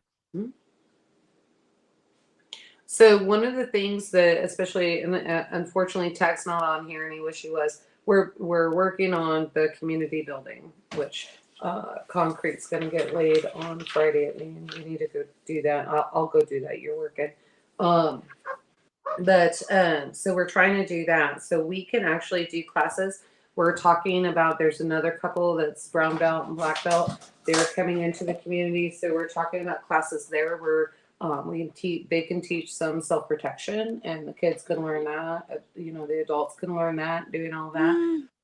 But we also do workday rotations, and so we teach them. I think by keeping the kids' self-esteem and all of that, and just keeping them feeling proud of the work that they've done and all of that. They're not prideful. They're just like, man, yes, I accomplished that. And we're like, man, you accomplished that. And keeping them feeling good, giving them those positives in that manner for how they're working and doing all that. That's huge. You want to continue with that? So I thought long and hard about this one. And we can point a bunch of individual initiatives that we can talk about. But I think the overarching idea is, if you have a community that is dedicated to protecting children and advocating for their benefit and promoting them to be better people in the long run, every single one of those aspects is going to cause the children to be protected. It's going to make them better. Yeah. Right. So I think if you're looking at, so here's what I'm getting, listening to you and then him asking the question and then hearing the last question and me trying to pull out my hair because I had to go make sure everything was taken care of. I kind of get by some of these questions and when articles that you've looked at, and I think it could be age gap too as well. And so I'm kind of thinking like there's some of the government says you must do this. So you must have these programs. You must have this going on and that kind of thing. Huh? The government. The government, Okay. yeah. So the government is kind of saying this. And so there's no reason why we have to have CPS in the community. We are CPS. If you're stepping out of line, we're holding you accountable. We're going to make sure that things are taken care of. We don't need the government up in here. So if you're asking about programs, we don't have them. There's a kids program where they organize activities and that kind of thing when we do camp, but that's it. We don't coddle to the system. There's no system coming in here. Well, and Great. I mean, did I misunderstand that, Zach, or community did I have it right? initiatives, education, religion, health services, But mental health. that is up to each individual parent. Well, no, we're talking Mental about health, we help each we're other. talking about the community, though. We're talking about how the community can help individual parents. We don't have anything organized in here. I guess Actually, we. You know what? We don't have anything now. Well, we've got the homestead co-op, and our the kids in the community are involved in that. A lot of this stuff is political activism right now. You have to be involved politically, locally, in order to make this happen. If an SHTF event happens, Reaching like outside of our circle. well, I'm talking about our circle and the greater community. Oh. The greater community. Okay. Right? Okay. Okay. But okay. a lot of these things, a lot of these initiatives that we're talking about are things that we need to be involved with. If something happens and we go into an SHTF situation, then that takes the idea of fixing it from here down to here, right? And so it's going to be our responsibility to make sure these things happen. And I don't know about the rest of you. I'm not an expert on this. Yeah, I raised my kids, and I've done all this stuff. But I did a young men's ministry in church. Scared the hell out of me, and I screwed it up big time. This is something that we need to think about. And we need to develop right now, in case we have to do it down the road, right? You know, and as far as what's going on right now, everything we've talked about up to this point are the initiatives we should follow. You know, am I off base? No. I see what you're saying. So I think guys, I'm kind of in protective mode right now, and so have been for a little bit. There's a lot of government programs and things trying to put their face into everything that we're doing on our land and things we want to go forward with.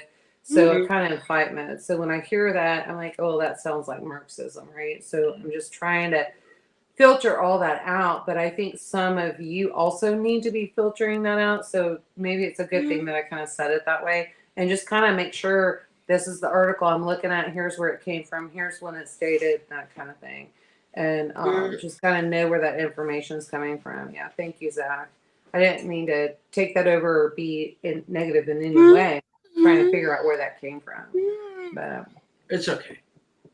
We understand. Look, even Zach's like Community initiatives and programs serve as crucial pillars in safeguarding the well-being of children by employing multifaceted approaches to address various challenges they may encounter. One pivotal aspect is raising awareness within the community about issues such as child abuse, neglect, and exploitation, empowering individuals to recognize signs of danger and take appropriate action to intervene and protect children from harm. Additionally, these initiatives provide education and resources to families, equipping caregivers with the knowledge and skills needed to create safe and nurturing environments for their children. This may involve offering parenting classes, workshops on child development, and access to support networks where families can share experiences and seek guidance. Community programs play a vital role in offering support services tailored to at-risk children and families, providing them with essential resources and interventions to address their specific needs. This could include counseling and therapy for children who have experienced trauma, assistance with basic necessities such as food and shelter, and access to medical and mental health services. By offering comprehensive support, these programs aim to mitigate risk factors and strengthen protective factors within families, enhancing their resilience and ability to overcome adversity.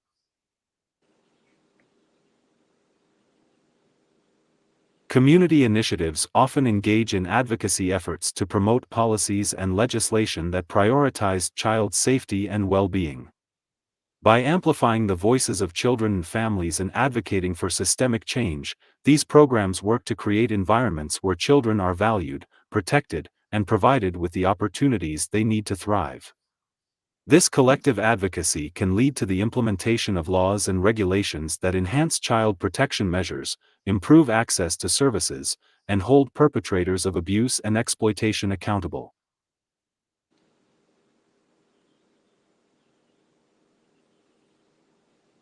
yeah, well, you had somebody in here that AI is. Oh, Well, yeah, good. Community initiatives and programs serve as vital catalysts for change, mobilizing resources, expertise, and collective action to ensure the safety and well-being of children.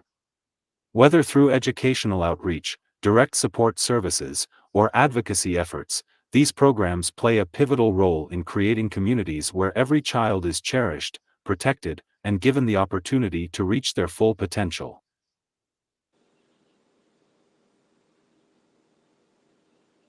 No, you good?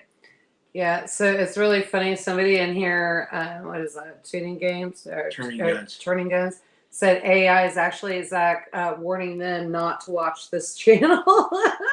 That don't watch this chat. Yeah, it's because we're talking about standing up and making sure our community is taken care of. We don't need the Marxism. We don't need the communist agenda coming in and trying to tell us what we have to do with our kids, right? And so that's what that's about. So thank you, Turning Guns. Glad you're staying in. Yeah. You take over what Zach asked. I mean, I think a lot of that's probably the one article I don't have an argument with. That's about, like, I'm not an argument, but I'm not like on edge on, hey, we need to clarify this. But you know what I'm saying? Yeah. So keep going. You were so ready to fall asleep.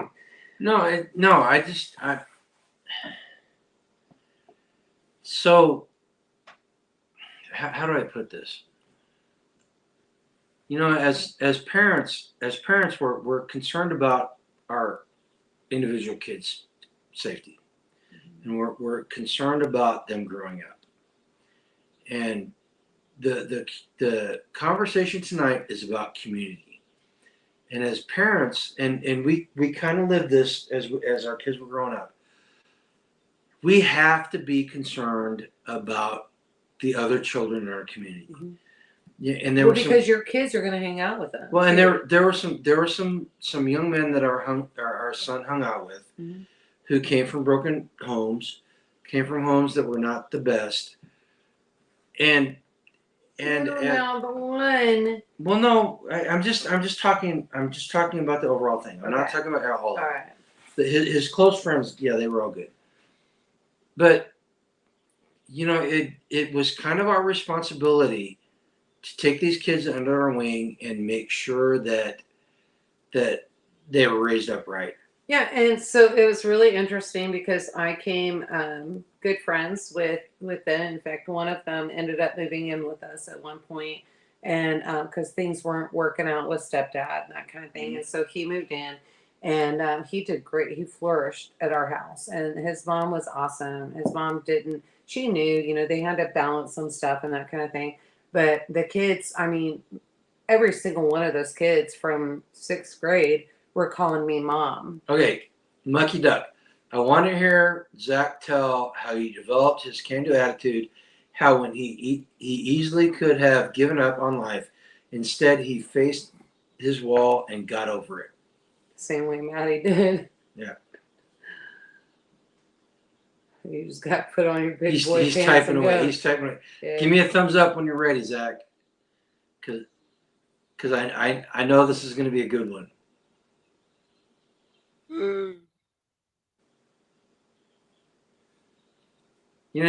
Here's the thing about Mucky Zach. Duck. I'll do a video on it. Yeah. Okay.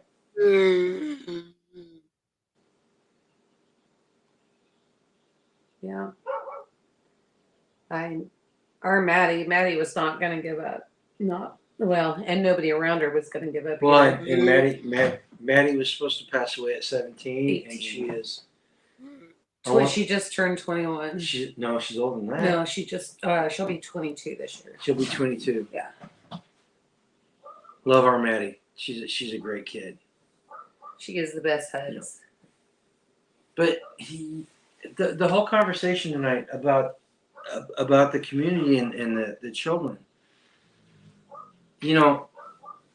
They're only gonna become what is a reflection of the adults, right? And if we're not involved, they're not going to be involved. That's one of the things I see on college campuses. These parents they turn their children loose, and they let these professors That's no joke. pollute their mind. They let them pollute their mind. But it's by plan. That's why their freshman year, they are forced to live on campus. Like, so I don't know how many of you had college age kids, but this was one of the things. I was like, You this know- makes no sense. They're 45 minutes away. Why is this? You know and they're what? like, No. they have to live at remember. Hold on a second. Lexi, they were all going to be forced to I- live on campus their freshman I year. understand. I understand that at a point, and because having them on campus gets them focused.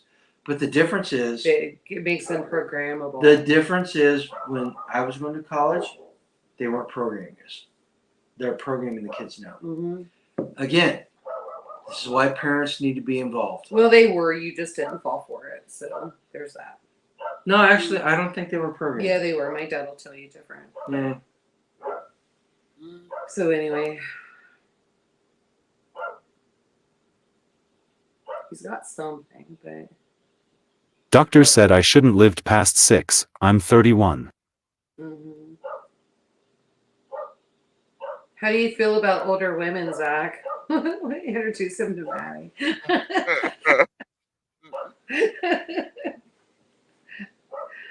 No, I don't want no. No, I don't want Zach. No, Zach, no. They can just talk and be friends. I No, I don't want Zach They involved with can't Maddie. just. Oh, is he too dirty? He's too dirty. I don't want. Maddie is not dirty. I've been around Zach for last. No, I don't want him around. Oh, I don't okay. want him. No Maddie's offense. a good girl. No offense, Zach. Oh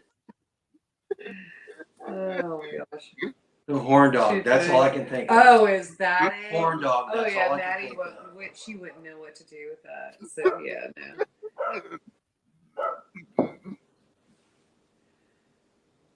Nope. Question number 5. What are the long-term benefits of prioritizing the protection of children within communities? We went through that too. May so I? just highlight that. Yeah, highlight it. Yeah. Yeah, can I go check Yeah, out the go- dogs?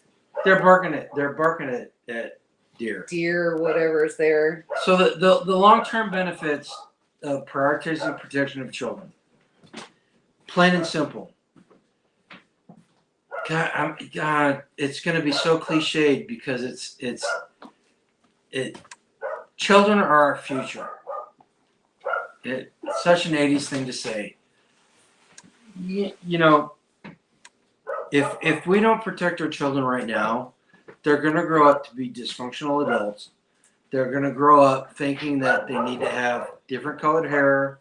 They're going to grow up thinking they need 10,000 different pronouns. And so we need to do it now in order to perpetuate the ideas and values that we see as important for our country. All right. And seriously, it is literally that simple. What did I do with that flashlight? You need a flashlight. Sure. No, it's Who's not. over there? No, there it is. Right The dogs are freaking out. Excuse me. there. You need to go to bed. No, but we need to.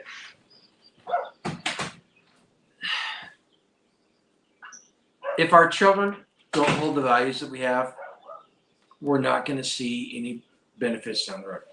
I got hiccups. I'm sorry. Drink some water.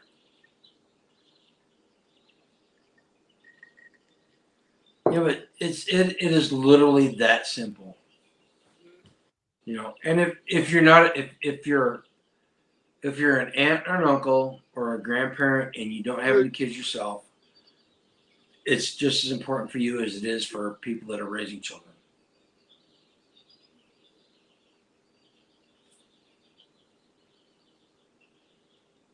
Prioritizing the protection of children within communities is not just a moral imperative, it also yields substantial long-term benefits that reverberate throughout society. By investing in the safety and well-being of children, communities foster environments that nurture healthier, happier, and more productive citizens. When children grow up in safe and supportive surroundings, they are more likely to thrive academically, emotionally, and socially. Research consistently demonstrates that children who experience stability and security in their early years are better equipped to succeed in school, develop positive relationships, and navigate life's challenges with resilience. I could When not have said communities it better. prioritize child protection, they contribute to the cultivation of a generation of individuals who are empowered to become contributing members of society. Children who receive adequate care, support, and guidance are more likely to develop into adults who possess the skills, values, and sense of purpose necessary to positively impact their communities. They are more likely to pursue higher education, secure meaningful employment, and engage in civic participation, thus enriching the fabric of society as a whole.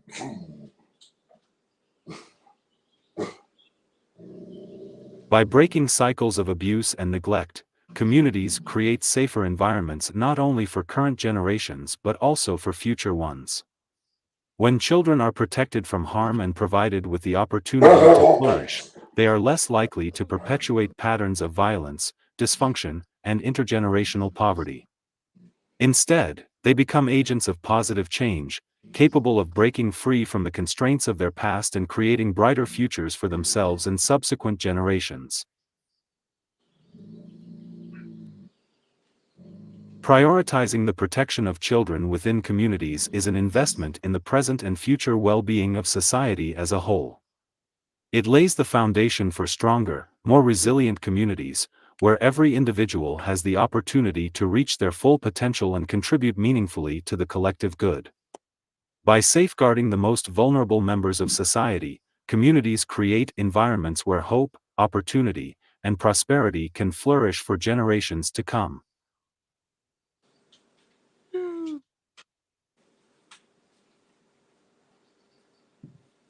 You know, Scans Girl just posted something. Do not comply. As a parent and as a community member, I'm going to say that's probably the most profound thing we could take from tonight. No is a one-word sentence. It is. It is. The government wants you to kowtow to what they want. The school system wants you to kowtow to what they want. Do not comply. We know what is right. We know what needs to be done to protect our children. In our family relationship and our community relationship. I'm sorry, Tamara said. Do it. Tamara said something must be messing with the chickens. Your stupid cat. She must have been mousing. She got stuck in the run. I had to go let her out. So anyway, there's that. But yeah, no, yeah, you just gotta make sure you got your community together. Make sure everybody's like-minded in that way, and then you can make sure that all this stuff is ahead. No is a one-word sentence. Do not comply, and make sure you got people behind you and doing that right. So super important. And it is amazing when you put butts in the seats at these city council meetings and all of that. It's kind of amazing how things turn in your favor. Yeah.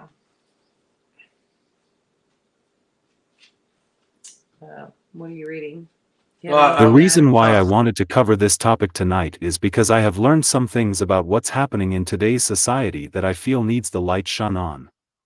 This gets under my skin because, yes, I understand I probably won't have children of my own, but I feel we should love and protect children no matter what the cost is. I've been doing research and let me just share info that I found.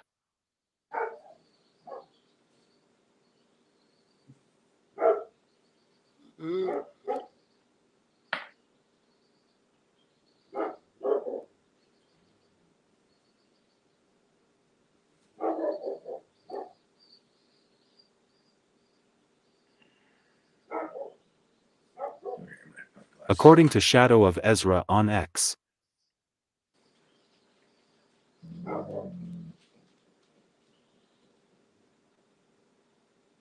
Guatemalan prosecutors raided the offices of the charity Save the Children for U.S. alleged involvement in trafficking children. The raid came a week after the Secretary General of Guatemala's public ministry, Ángel Pineda, wrote a letter to Texas Attorney General Ken Paxton asking for support in addressing allegations that Save the Children and other aid groups could be participating in child trafficking operations. Ghislaine Maxwell has given money to the Save the Children Foundation.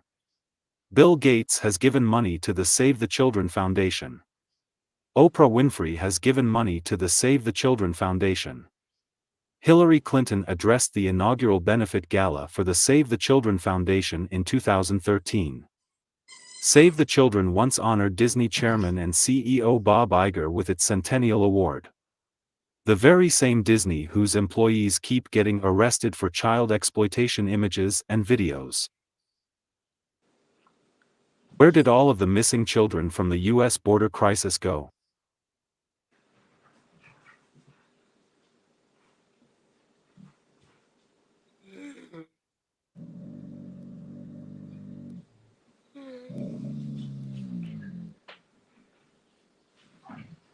Hey, here's what I'm going to say about that.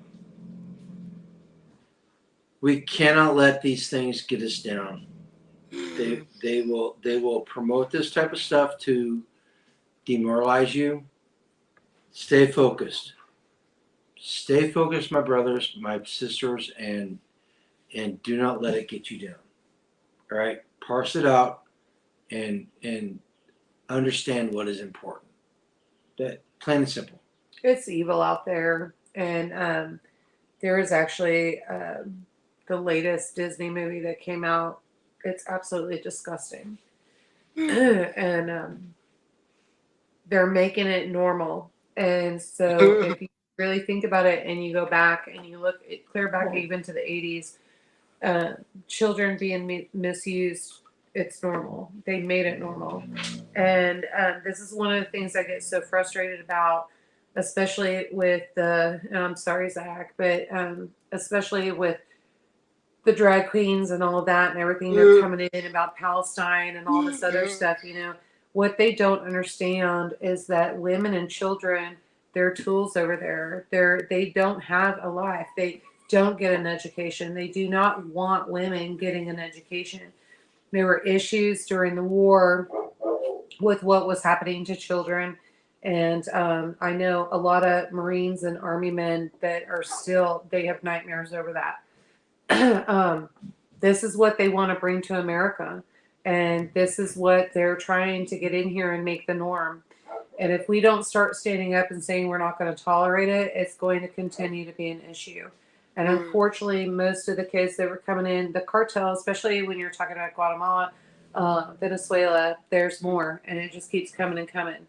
And so now they're getting in with the cartel, and children, unfortunately, the United States is one of the highest consumers of child trafficking. It's disgusting. And it's just something we have to stand up and we have to fight. As I'm sorry, I'm so burned out. I just can't do it anymore. The things I've seen. So it's time for new people to step up and do this. And now they're making it harder because now we have millions and millions and millions of people coming over the border, and we have no idea where they're coming from. It's just sad, so sad. And it's a fight. And if we don't fight together, this is what happens. The people that are on the front line, we get burnt out. And so we need each other, and we need everybody to stand up. And it doesn't matter if something horrible happened to you in your past and that kind of thing, take that and put it into strength and go in and fight, right? How does that work with community? Because you can see something and make your community aware. You're more aware of what's going on. When somebody comes in that is bad or questionable, you're on it. You can see that. Now, you're never going after them and just accusing. You have to watch them. But most people that have been victims in their past or seen things and watching that, you know what to watch for.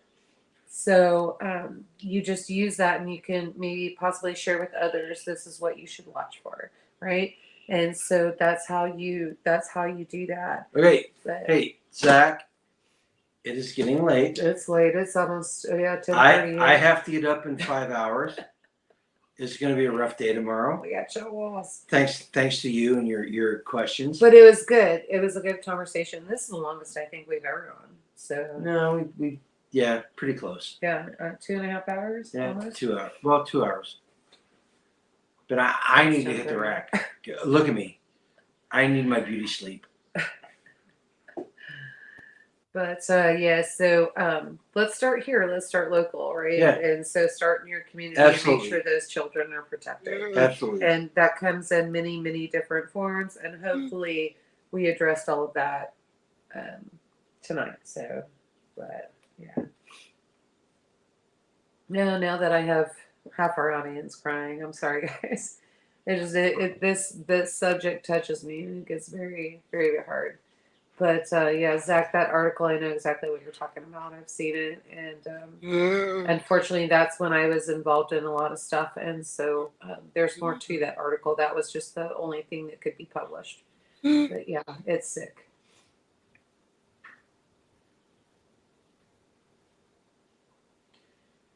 Disney is not your friend.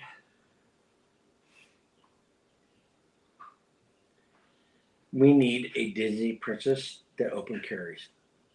A4, I don't think that's ever going to happen. M4 strapped right here. Right. How sexy would that be?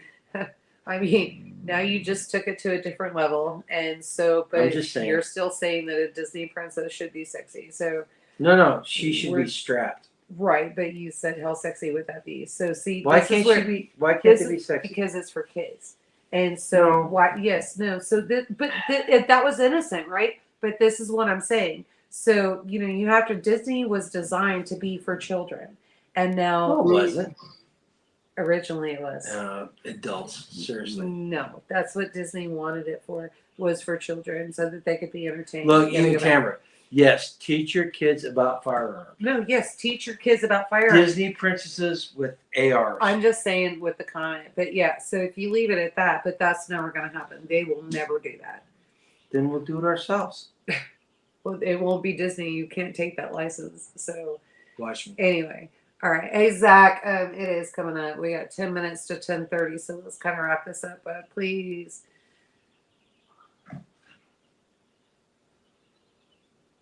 And it was good. Thank you for having us. It was a great conversation.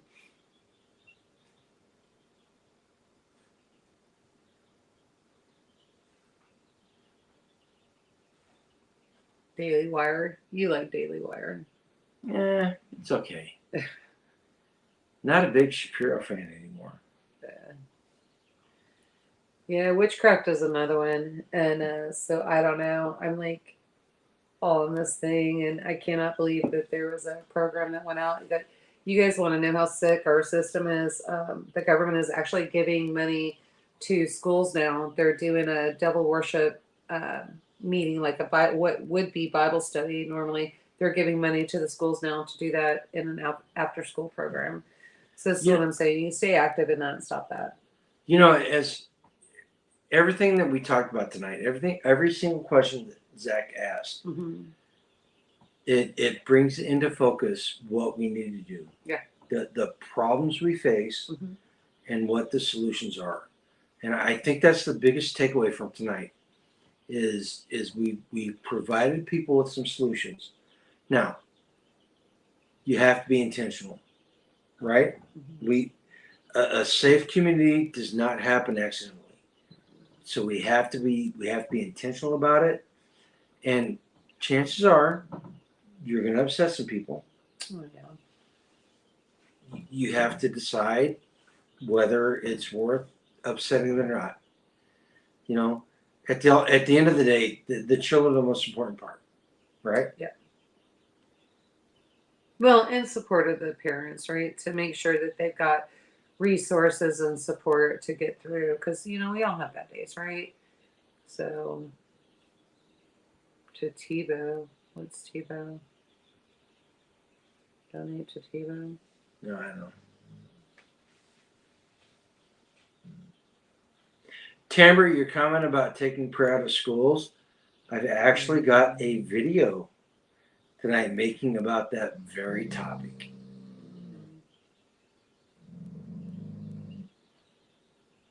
Zach is typing away. Yeah, This is- I was like, this man, is- it's this is gonna be gonna be every bit of 10:30. No, 11 this o'clock. is going to be a good answer. When Zach No, posts it, it's going to hopefully be a he's good answer. closing out, but yeah, no. Yeah, we actually had a friend of ours. She was a teacher, and she would they do Bible study and all of that. And this was small town, and the school board was trying to run her out and fire Tina. Hey, you ready to go, Zach? Yeah. Okay. Hit it.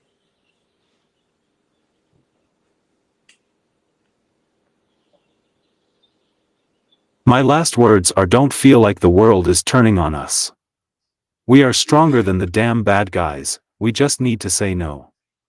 With that, thank you for joining us with this topic and I love you all.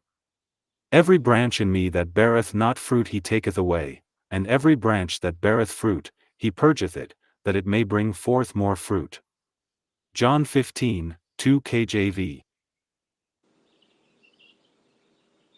Beautiful. And I think what we would leave you guys with is until tomorrow. No, no. just So, go live to- life done free. and tomorrow be at least 1% better than you were today. No, Yes, be even more. No, don't listen to her. be at least 1% better tomorrow than you were today. I'm gonna get this silly boy who's like obviously ready to fall over. I am so tired. It's literally 2.5 hours past his bedtime. This Usually. this was a good live, Zach. Yeah, it's good. You deserve credit for it. Seriously.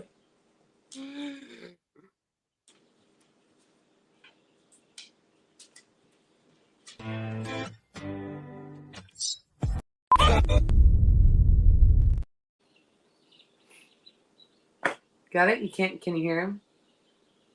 No. I can't either. Unmute this because that's where we were hearing all was up Do in what? here. Unmute it.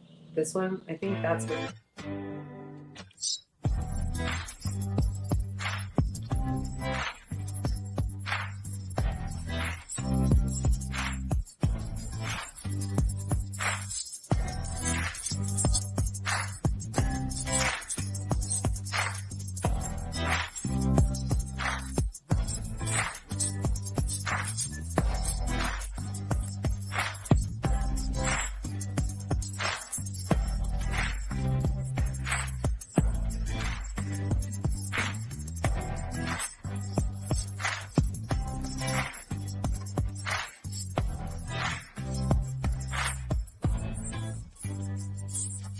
And on the news says the